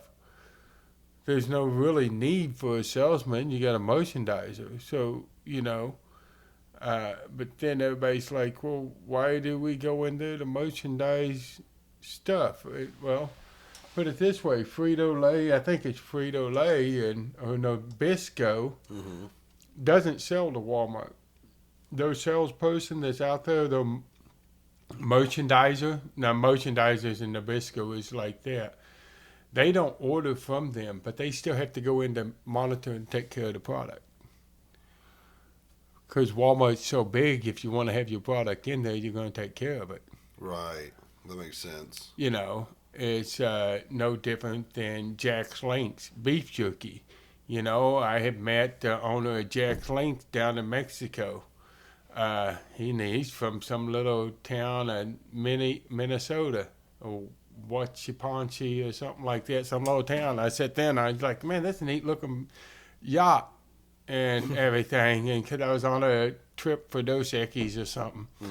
I said, man, that's a pretty cool looking yacht and everything else. Guy at the bar was sitting there and talking to him, and the next thing you know, it turns out that was his boat. Right. He had stopped there and decided to go ahead and stay in Puerto Vallarta for the night because he had taken that boat to sell it Right. and trade it. And he needed socks. So he stopped to buy some socks. Stopped his yacht. Stopped his yacht for the night to buy socks. And it turned out that he was the owner of Jack Link's Beef Jerky. And there was something about that logo on the back that I thought was cool. You know, that kind of bull-looking logo thing. And I was like, oh, that's kind of cool-looking boat thing. That didn't cross my mind. I'm sitting at the bar drinking, talking to this guy. It turns out it was his yacht. Right. Like, why would the owner of Jack Link's be here at this bar in Mexico? Yeah, Right. Your little bitty bar in Mexico. So and it's just one of them things. You end up sitting there. He paid for my bill, not that I expected him to, because we drank quite a bit sitting there having drinks and talking. But it was just like a podcast before a podcast was even around. Right. You're sitting You there just didn't film chit-chatting, and just didn't film it. Right. But yeah, it's one of them things, being in the right place at the right time, and the liquor business provided it for me. Right. You know, so I left from Colorado. You know, my mom and dad got sick, and I moved back to be with them. You know, That was my next question. I couldn't remember why you moved back. It was my parents. My sister, I got a sister in Baltimore, another sister down in Texas. My brother was, I guess he was in Kansas City at the time, but he didn't. And my little brothers in St. Louis, well, they got their own families. They're taking care of. They ain't got time. I had nobody here. So I called Hunter up, said, Hunter, I can move back to Texas. Or I can move to Missouri to help Grandma and Granddad. And Dad had just gotten out of the hospital. So, and my son, you know, he was a junior, and he said, Dad, he said, I think you ought to move back. He said, I'm at the age I don't want to hang out with you. He said, Dad, you said, and I've told you 1,000,000 times, you remind me of Hunter.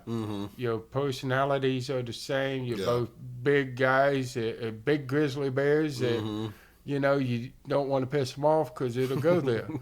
You know, and Hunter's the same, just like you. Y'all look like little Twinkie kids. Right. So it's one of them things that he said, Dad, you need to go back to be with Grandma and Granddad. Well, at that time, I mean, I'd already had so many years in the liquor industry. So it was like, where do I want to be located?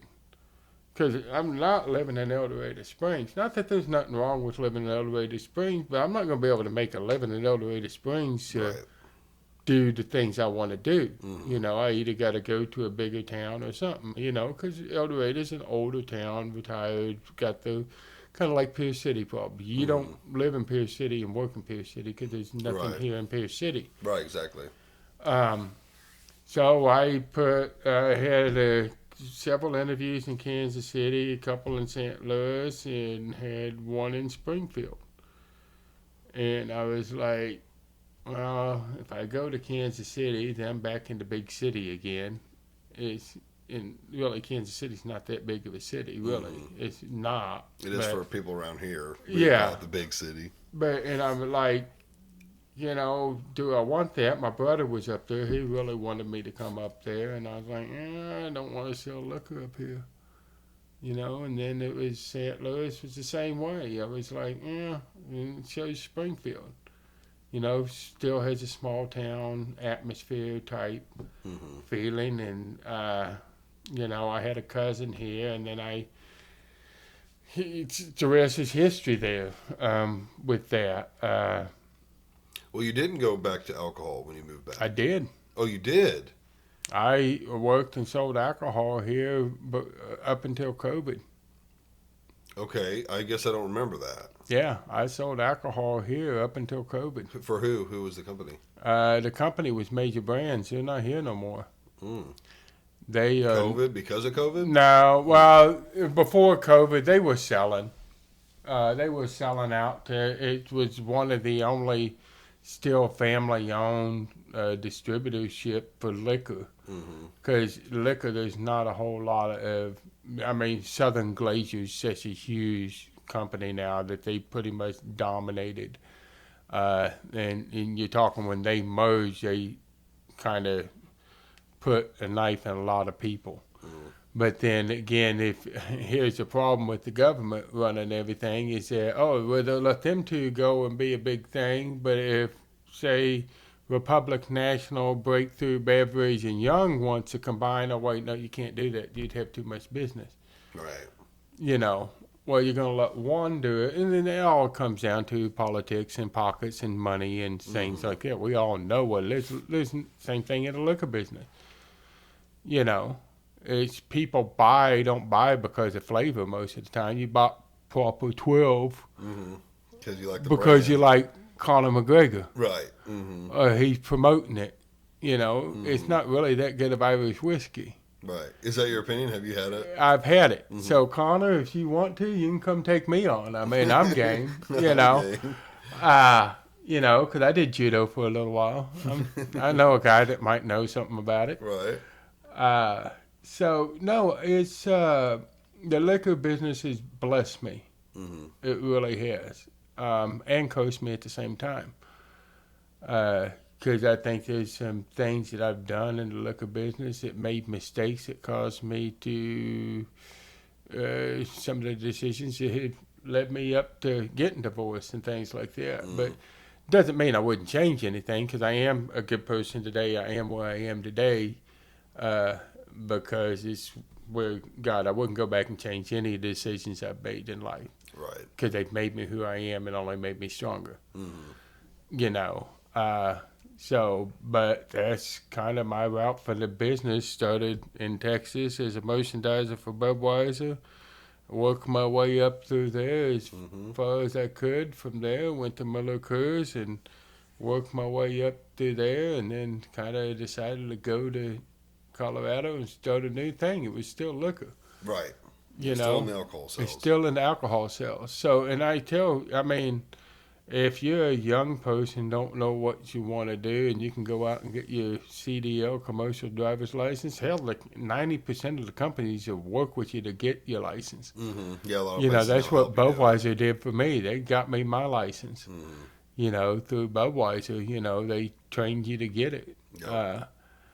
And so that was just good, you know. And now you're still in sales. I mean, would you say that? I would say, actually, I don't call myself, I mean, I'm a project manager. Okay. We are so swamped right now. Good. I didn't know how it was going right now. The industry is weird. Everybody's wanting cabinets. I mean, and we're talking, I mean, yes, they want, but our company is you know, Joe has done so well making such a quality product. And as I said earlier, there's things I would do different in your house. Since I did the cabinets in your house, there's things that we would do different. And that's everything from starting to the inch in every little thing from the hinges to the handles to that. We changed our hinges. Really? Yeah. We moved away from grassy and gone to bloom. It's strictly bloom. What's the difference?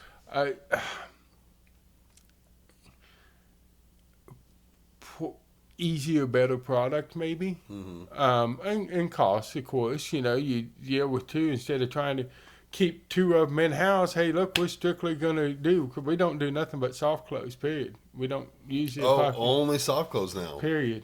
Everything. Every house we do. Doors, drawers, everything. Doors, drawers, everything. That's a nice touch. I mean, we have soft close, and it's a nice touch. It's easier for the company to do just one thing. You don't have to, because otherwise you got to set your drawer boxes up different. Same thing with the hinges and things. We only have one way to build the hinges now. It's period. The hinges come in and they all go on the same way, same thing. It ain't like you're working with two. Oh, this person wants grass. This person wants blue. Just one thing. Right. So you Easier to simplified things, end up saving costs in the long run. Mm-hmm. You know. Yeah, I wouldn't necessarily say I'm in sales. Is you know how I am. Mm-hmm. I'm out there. I'm a knowledge taker. Are you still laying out the? I still the lay out layout? all the houses. Do ya? I Yeah. do that. Of course, and you know, I got several builders now, so you know, I can tell you that I would buy a house from any one of my builders, every one of them. Turner's still your biggest? Turner's still my biggest, volume wise, yes. Yeah. Right, volume wise. Yeah, but his quality of house is just as good, if not better, than all the other ones. And a lot of people say, and I heard, and this is way before my time, that he was just putting them out there. Kind of like there's a couple other companies right now just putting a lot of houses out there.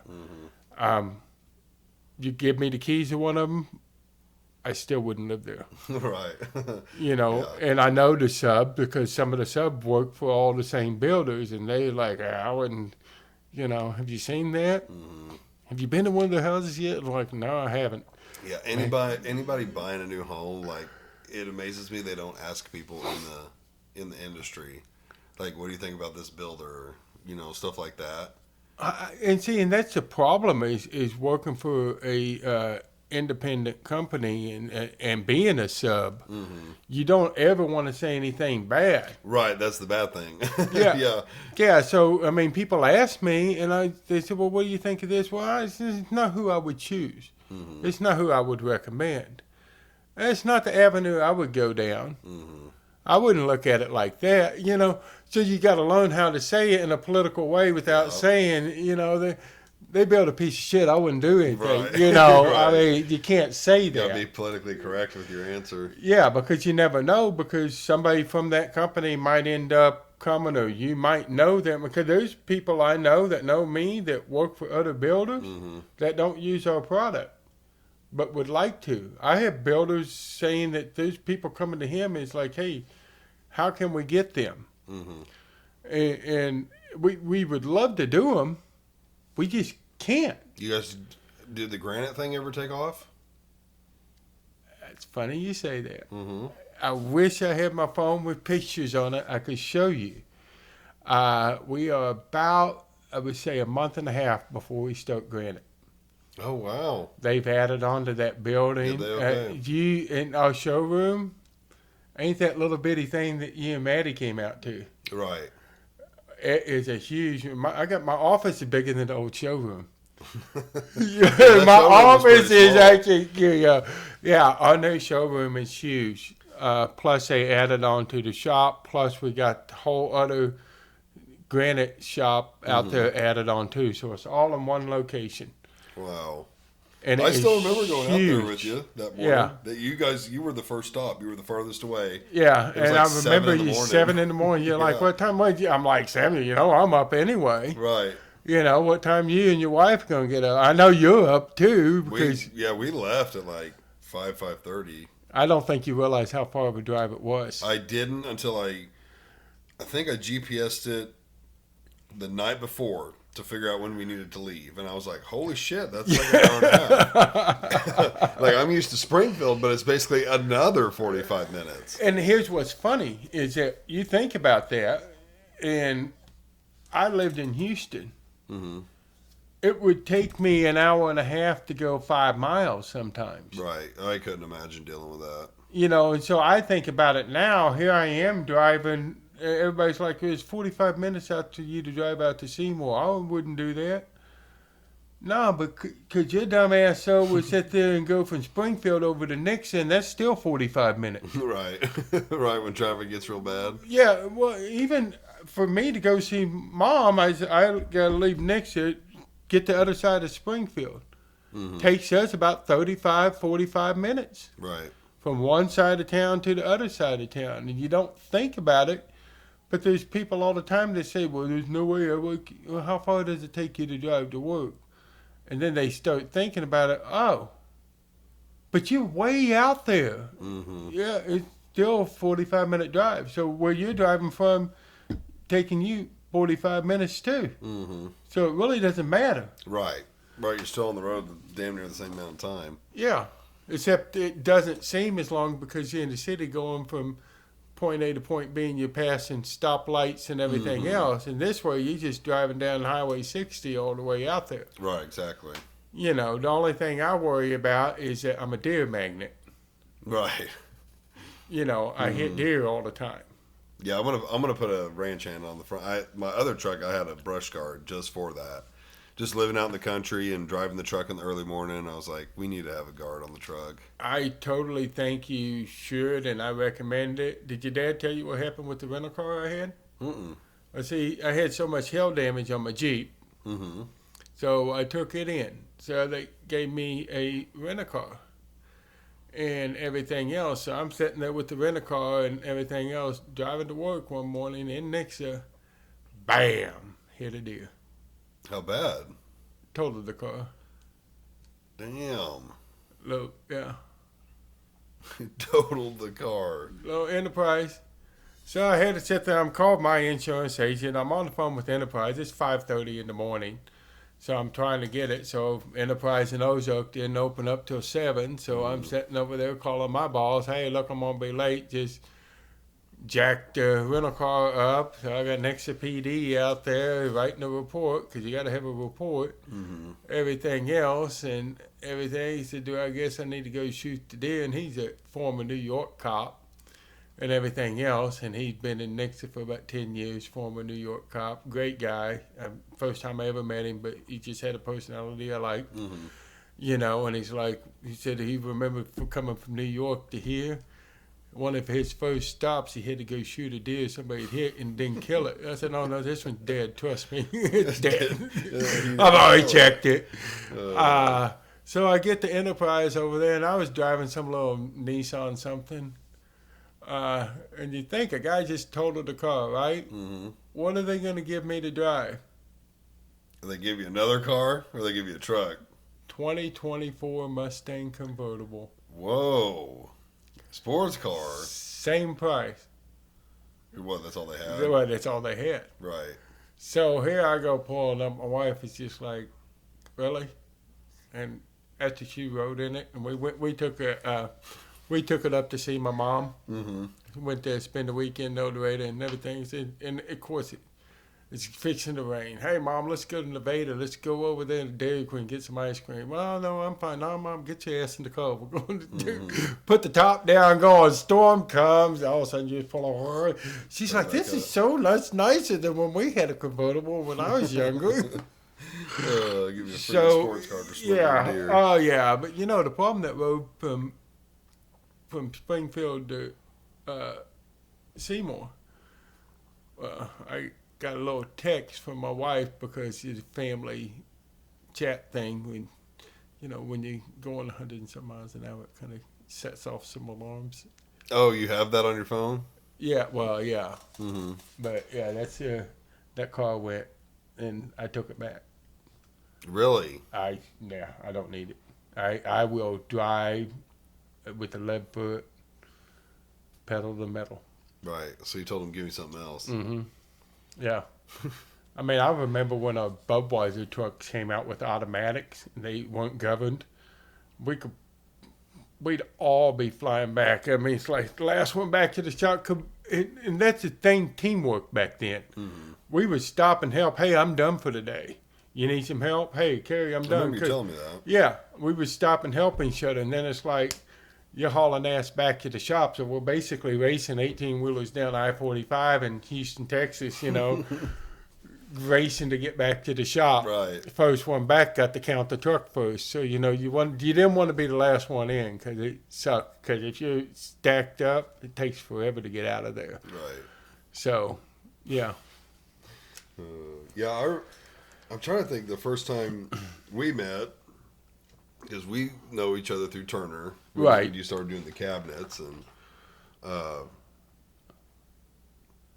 can't remember which house you would have been on. See, Matt introduced Matt was me. Matt was my contact first. Matt was a contact. Mm-hmm. And he was the one I would meet with. Right. And then I don't know. It just sort of all happened within a month. And then I was out on my own. Yep. Doing them. Yep. It was only you and Matt together for, a month maybe. Yeah. And then after that, it was just you. Yeah, and he does so many houses. But the thing is they're all the same plans. And one of the things that we came up with as a company is, look, they're doing the same thing. We would like to be able to have the supervisors do it, but I don't think that they know that they're so busy. Your supervisors, I don't think people realize how much stuff y'all had to do. What entailed. I don't think everybody understands that. No. And that's the thing about the subs is trying to organize the subs is a nightmare. Because they lie to you the whole time. Right. Yep. They don't tell you and everything, and it's a guessing game. Oh, I'll be there Tuesday. Right. Okay, they said they'd be there Tuesday, so that's 1, 2, 3. So I can schedule Tuesday the following week to be ready because they're not going to show up on Tuesday. Right. They may show up Thursday afternoon. So I loved that job, mainly because I got so good at it. Right. And I was able to predict people like that. Like, I knew there was one guy for sure. He was typically 2 days later than what he would tell me. Dave. I know who you're talking about there. I just wasn't going to say his name. You weren't going to say his name. I'll say it. Okay. I talked to him the other day, and I even tell it to his face. Yeah. He knew it. He knew it. And he knew that I knew it. So he would be, I can't remember what I used to schedule him for. I don't remember the length of time now.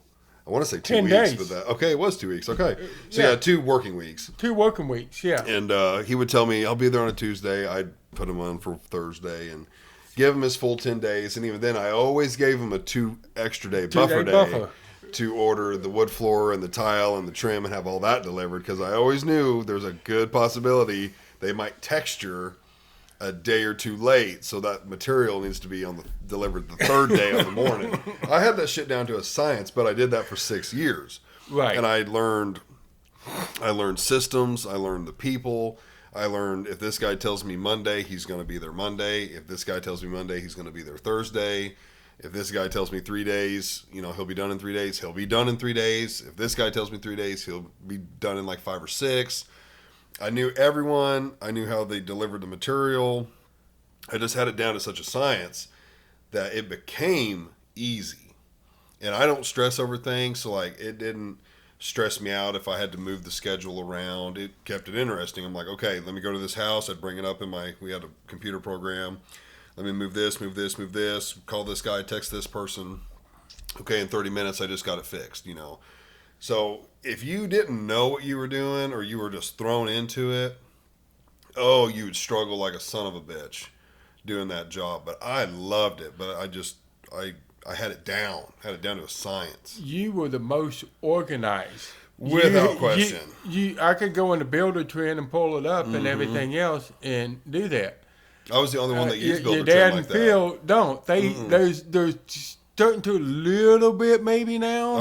Not a whole lot, but they're at least looking at and putting lot numbers now. Right. Because everybody uses lots, not addresses now. And it's different. Anyone could pull up my builder trend. Lindsay used to do it. Yeah. Because I'd be like, let me check it. She's like, hold on, I'll check it because I'd be driving or something. And she'd be like, I see you have trim scheduled for this day. Yeah, and he confirmed, the other day he's going to be there. Okay. So it was like, I put all that shit on the calendar. And them guys won't do that, but they're older. It helps. Yeah, they're older. They're older. They're setting the way. I mean, no offense, you and your dad are polar opposite. Your dad gets frustrated with stupidity. Right. Drives him nuts. Laziness, not showing up. Right. It would irritate me, but I wouldn't let it ruin my day. It cracks me up sometimes how bad he gets. See where I think his mistake is somebody would make a mistake, not finish something, or just not come back, or not come back when he wanted them to, and so he would do it. And I told him, I'm like, Dad, they are not going to do it correctly the first time if you keep finishing it or doing it for them. Like they're gonna realize that they could half-ass it or do it however they want, and you'll pick up their slack. Like you cannot do that. But the And problem I didn't do that from the get-go. There was probably the first 2 months I had that job, I was not liked by quite a few of the subs. Because I would call Lindsay, or she would, really at the beginning, she was really verifying with me if they were done, do they need to be paid, and that kind of stuff. And I just tell her, no, they're not done. She's like, well, they submitted the bid and they're asking for their check. And I'm like, no, they're not done. I said, or it'd be like, no, they finished, but they have to come back. The inspector felt this, and this, and no. And I tell her, like, I've been trying to get a hold of him and get him to come over here for the past 3 days, and they won't he keeps come. blowing me off. So just go ahead and tell him that he's not getting paid until he comes back. Well, after a couple of months, and not everybody did that, it was very few, but after a couple of months of that, that shit quit happening. It was done right the first time, and if it wasn't, they come back in a day or two and fixed it. And I wasn't an asshole about it. We didn't not like each other after stuff like that. It was just as simple as, Business is I'm business. going to hold you accountable. You were paid to do this way. You didn't finish, or you did it wrong, and so you gotta hold your end of the bargain. And if I do it for you, you're never going to learn, and now it just adds to my workload. And I've already got enough on my plate, so. Well, there's sometimes it always, and since I'm still out there and everything else, there's some things that just crack me up. The same people fail the same thing over and over, and they have to go back and do the punch out every time. Right. There's some people that have a grocery list. Every time they're going to have a grocery list, but you also know he's going to go back over there and fix it. Right. Within a week. That meant more to me than anything. If you were sloppy as far as you were going to have mistakes the inspector would catch, but you were going to come back in a day or two and fix them all, fine by me. Yeah. There's one crew, I like them. I liked them. They actually did the best work. But it was a son of a bitch to get them to come back because they just wanted to argue with you. No, that's not wrong. I know I did that right. That's how we did it in Kansas City. I can almost tell you what two of those that are. just gave it to you, the Kansas City comment. And I really liked them, and they did do the best work, but they would not admit if they did something wrong. And so it'd be a bitch to get them to come back. And that's why they no longer frame. Oh, really? Because they did the same thing to another supervisor. Yeah. That was always the hardest thing, was getting them to come back. Because they'd be like, no, I'm going to call the... That would be one. I'm going to call the inspector. Do not call the inspector. And they called the inspector, and they refused to come back because they had just framed the house right before that and didn't do it. And they weren't coming back because that's just the way they done it. And they've always done it that way and not going to. I had a couple people call the inspectors before. And I'm good friends with them. And it's not the easiest thing to get a hold of them. After 6 years of doing that job, I had the personal number to like 2. Really? One was in Republic and one was in Greene County. Oh, you mean the inspector?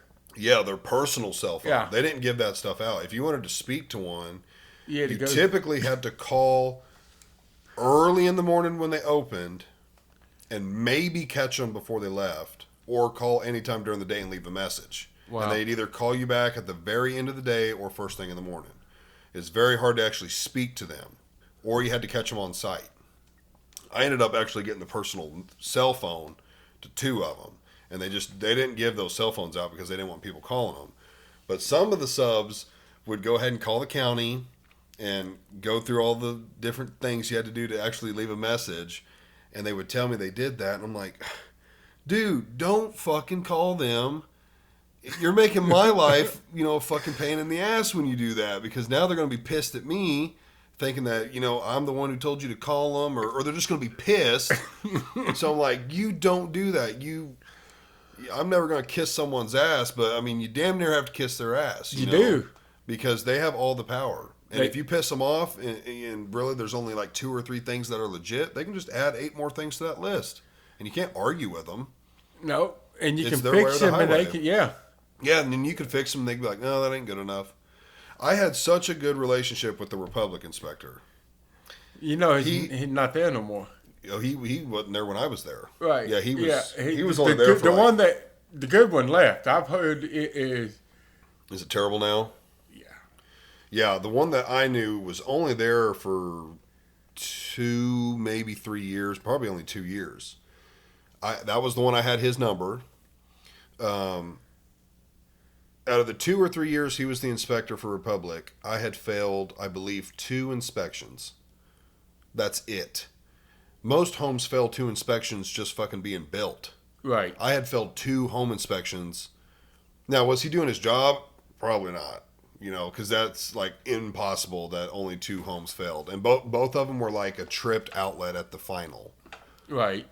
So, was he doing a great job inspecting? Probably not, but it made my life. I mean, I literally, when he was there, I literally scheduled everything as far as the inspection's going to pass 100%.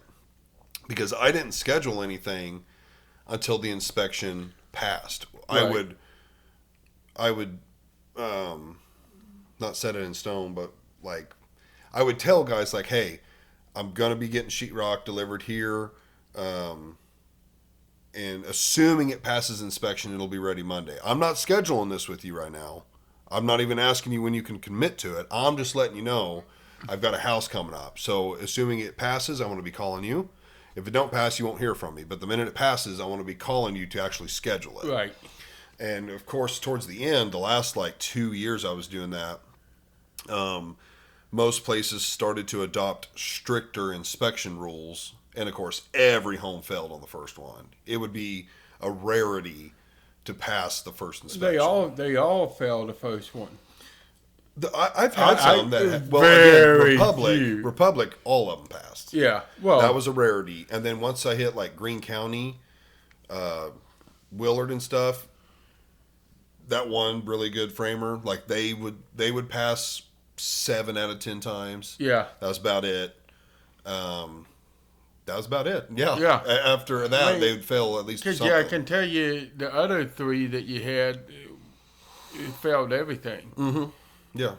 Yeah, there was Not that they did shady or bad work. They just would miss something. Right, just miss something and overlook. Well, when you got 10 guys up there doing something, or you got. And every now and then the inspector stuff would be some bullshit. Like, I'd go look at it, I'm like, are you fucking kidding me? You calling us for that? That's ridiculous. And I'm someone who thinks, like when I built my house, everything was overkill. I upgraded beams and lumber and, like, I'm all for making it beefy and sturdy. And there would still be times where I'm like, you gotta be fucking kidding me, dude. Like, you're just being an asshole today. And a lot of times. And they have the power to do it. They did. Mm-hmm. And you could sit there. I sit there and it's like... And then you see some of them out there pulling out a hammer and nail and putting some things in because they forgot to nail the plate up to the deal. So they throw in a couple more nails and you see them doing it. Right. And it's like, you don't see an inspector doing that often. Mm-mm. They're not supposed to do that. Right. That's a good inspector there. Yeah. I learned pretty early on, don't argue with them. If anything, bargain with them. Especially if I caught you there and it's something small. Hey, if I fix this like right now, would you change that? Because like maybe he already wrote it up or maybe he hadn't yet, whatever. If I do that right now, would it pass? Yeah, it'd pass. All right, give me 5 minutes. I'll get it done. And so, or they'd ask, well, they want you to do some complex bullshit to fix the framing and. It'd be like, well, what if we added this, and this? Like, that'd be a lot easier. Would that be good enough? Yeah, that'd be okay. Yeah. So yeah, bargain with them. Don't piss them off. Because then, God, when guys would call the inspector, I'm like, dude, that's my job, bud. Don't do that. I know your dad failed an inspection the other day, and through the conversation with him and stuff, I heard that the sub went back and left a note. I'd find it and throw it away. He did find it before the inspector did. Good. That's and my brain is sitting there thinking, what possesses somebody to say? I mean, I understand you saying that, but why would you leave a note there to say that? Right.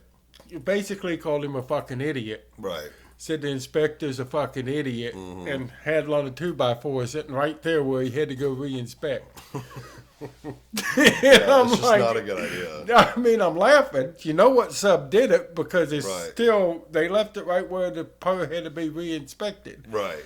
So you know who did it. Right. Yeah, you know which sub it was. Yeah, you just don't. Why? I said, why would he do that?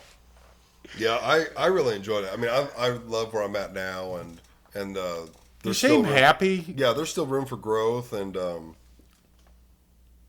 yeah, we'll talk more after. There's room for growth. I don't want to say too much right now because I don't know what's going on, but yeah, I really enjoy where I'm at. There's room for growth. There's a lot of potential there. It's steady, solid. Like, you know, I'm glad to be out of construction. As far as it's gonna collapse at some point, it's got to. It's just a matter of when. It's a matter of when, and then that's the thing is that's a whole thing also from what we were talking about earlier. The alcohol and liquor industry is recession resistant. Right. People. It's not recession proof. Right. You know, people are going to drink. Now, they're They'll not either going to drink because spend they're as happy or they'll drink because they're sad. yes, but they're not going to spend as much, Right. maybe, because they don't have as much. So you're going to see a lot of the things, the cheaper beers and cheaper whiskeys, you know, that bottom of the barrel liquor. Bottom shelf. Bottom shelf liquor. You know, when you say you got family that drinks Canadian Club and things like that, that's to me bottom of the shelf. Right.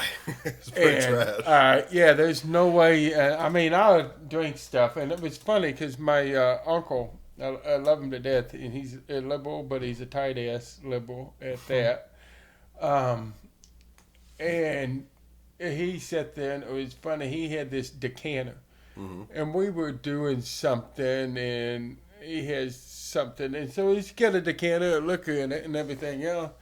And so I sit there, and I think, well, knowing Uncle John, he's oops, I said his name, and he's going to watch this. But he ought to know. He had a decanter and everything. I'm sitting there going like that. Yep, I knew it'd be Evan Williams, that bottom shelf shit.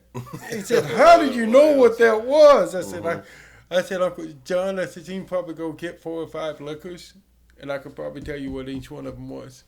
I had a question about that for you from earlier. We were talking Yeah. about wine and stuff. Have you seen the competitions where they have to like smell it and taste That's it and a all that test. shit? And In then, order to get to a level West set, different levels of CSW, so you become a certified specialist of wine. You got a certified specialist of wine too. Certified special. You got a sommelier. You got all these different. Each organization has a different one.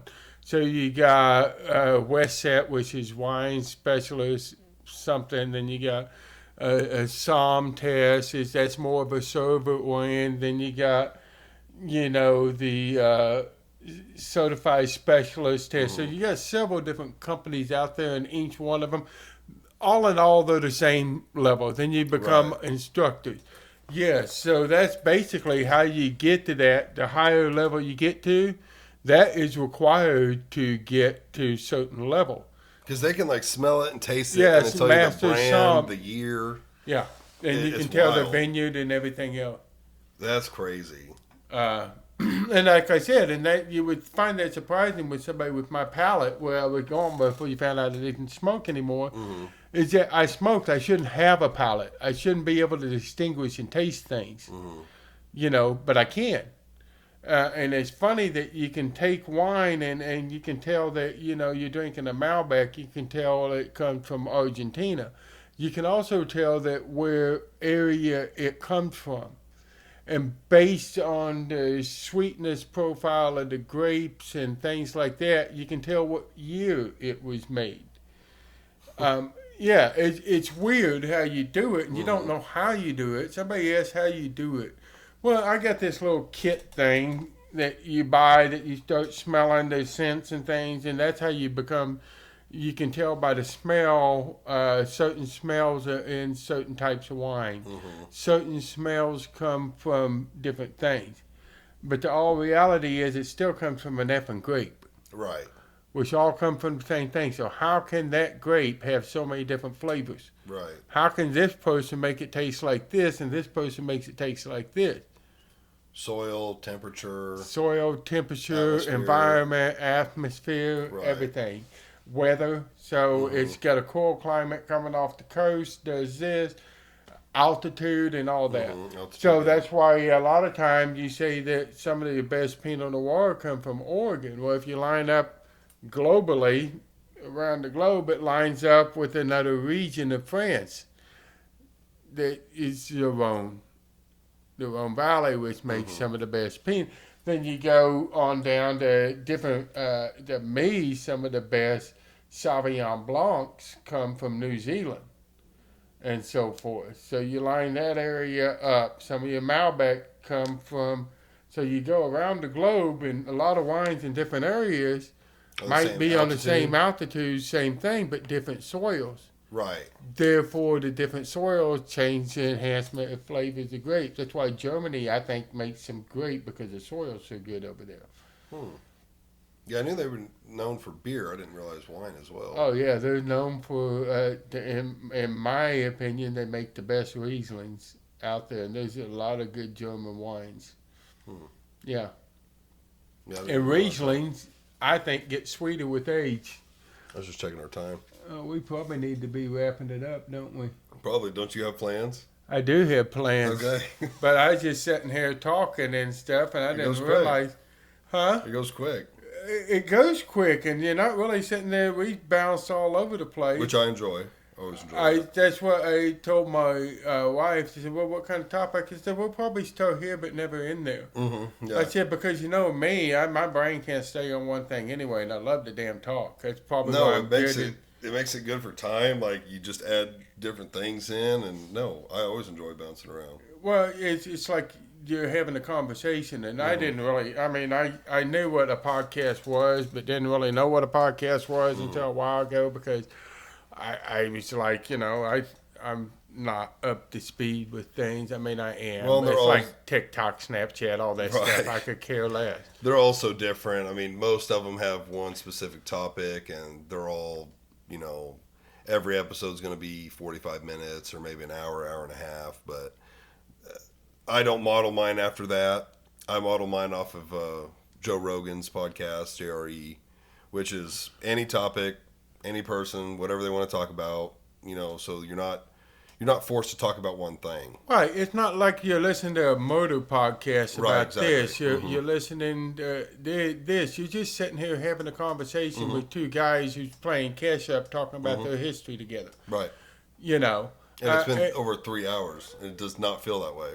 No. I've done a couple threes that, like I'll check the time just to make sure like the phone's good and just to see where we're at, make sure it's recording all that. And I'll look at them like, holy shit, 3 hours. Yeah. They just don't feel I that didn't way. feel like we've been here that long chit-chatting. Mm-mm. I don't feel like we've accomplished what I thought we were supposed to accomplish either. Well, we don't have to wrap up just yet. We can very quickly. Is there anything specific you wanted to touch on? One thing is that maybe next time we'll schedule this again. I won't take so long to commit. But We did take this took a while to schedule. It You had just- stuff going on. I always got something going on. Yeah.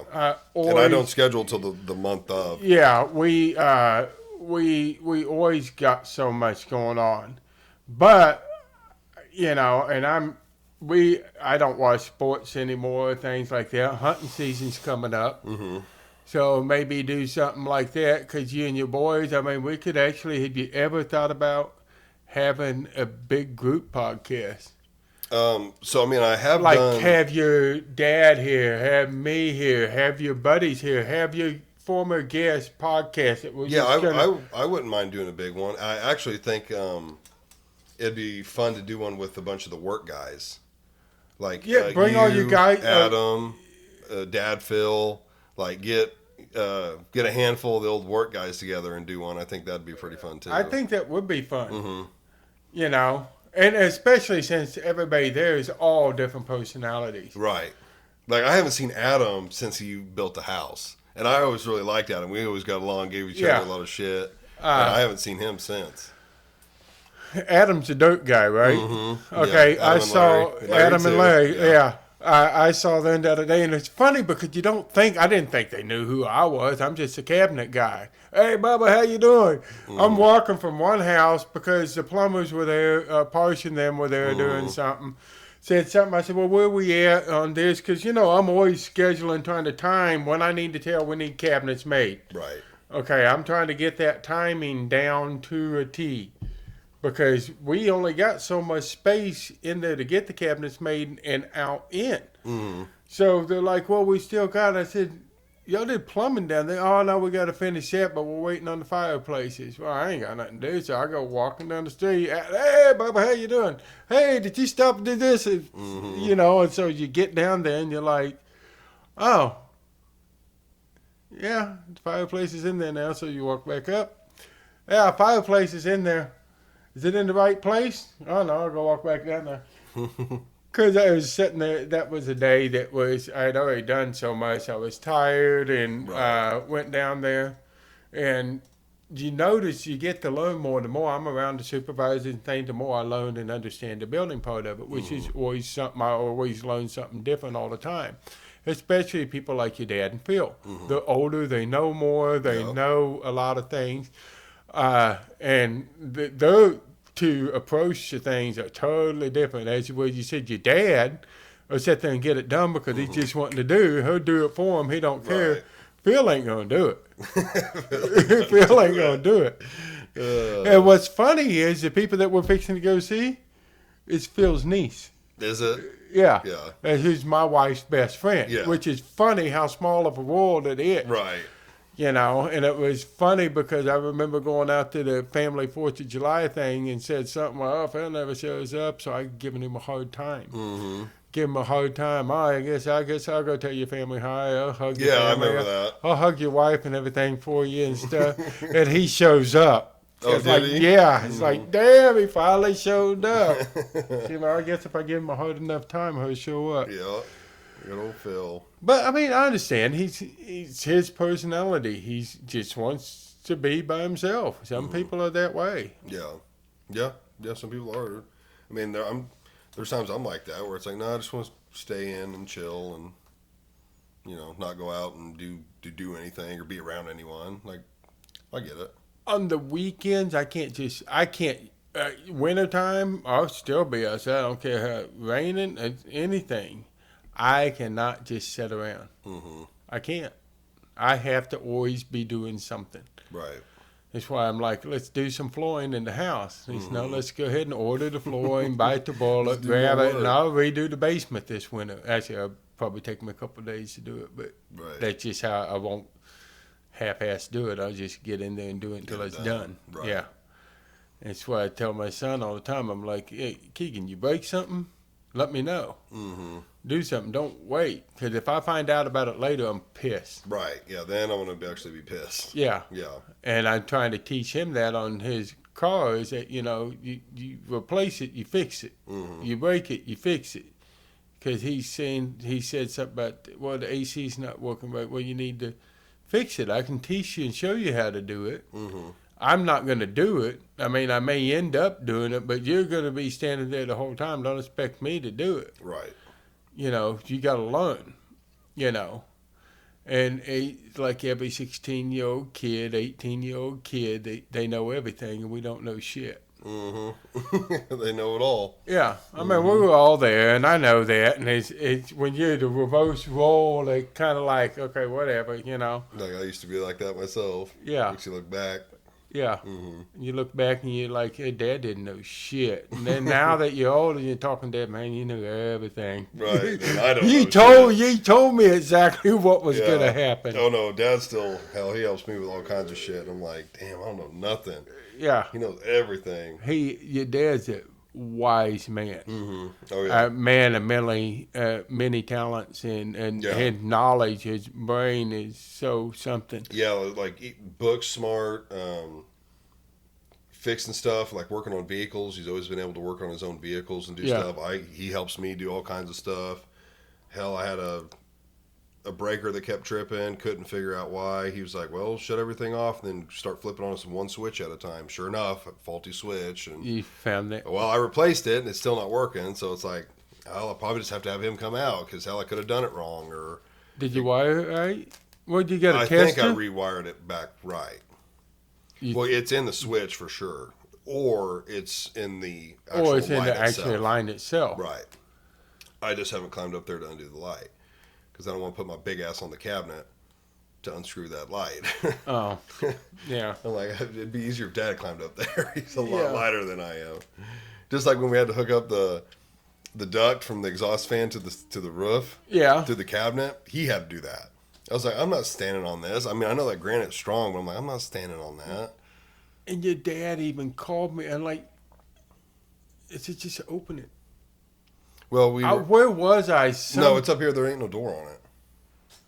Y'all no don't. door. Y'all didn't have one. No, but I was at a Highland Springs Oh, one, right. and they were doing it. And like, walk in there and open the door, and I think it was Roger. Mm-hmm. I think Roger will fuck me. I was like, Yeah, But he we was- should have done was had the line hanging before Yeah. the cabinet got put in, and I just wasn't thinking about it. But yeah, well, it's been fun. absolutely. I'm glad he finally came down. Well- It took us a little while to schedule it, but it paid off. Yeah, I think we had a good time. It's good to catch up with you and everything. Mm-hmm. Absolutely, yeah. I know it's been. Well, I guess the last time was when I came up to have lunch. You with came you up, guys. you had lunch with me, your dad, and Travis. yeah, Mm-hmm. yeah, because Ballas didn't show up, did he? Mm-hmm. Right, he didn't show. Or no, I don't think he did. I don't think he did. No, he didn't. Yeah, he didn't. He still got issues. Does he? I imagine he does. I'll tell I need you to in hit a him minute. up too. He's a hoot. He's a good guy. He's a knowledgeable person too. Yeah, I wouldn't mind having a handful of the Turner boys back and do a pod like that. That'd be fun. Half a dozen Even of that, or us. your work now, just get a group of guys. Just Well, have you seen the group I do it with now, the Protect Our Forest episodes? yeah, to protect your forest. It Yeah. was the one that you were sitting there talking to. Y'all ended up talking about movies last time. Movies last time. Probably, yeah. Yeah. Yeah, we're going to try and do like, see, there's a low battery. We're going to try and do like one a month, so. Yeah. Yeah. That'd be good. Mm-hmm. Well, I had a good time. Thank you. Yes, absolutely. Thank you, Bubba. Yes, sir. Guys, thanks for watching and listening. As always, follow me on Facebook and Instagram, and check me out on YouTube and Spotify. Make sure you hit the subscribe button, like, share, do all that stuff. And thanks for being here with us. Bubba, thanks for coming out. Thanks, Samuel.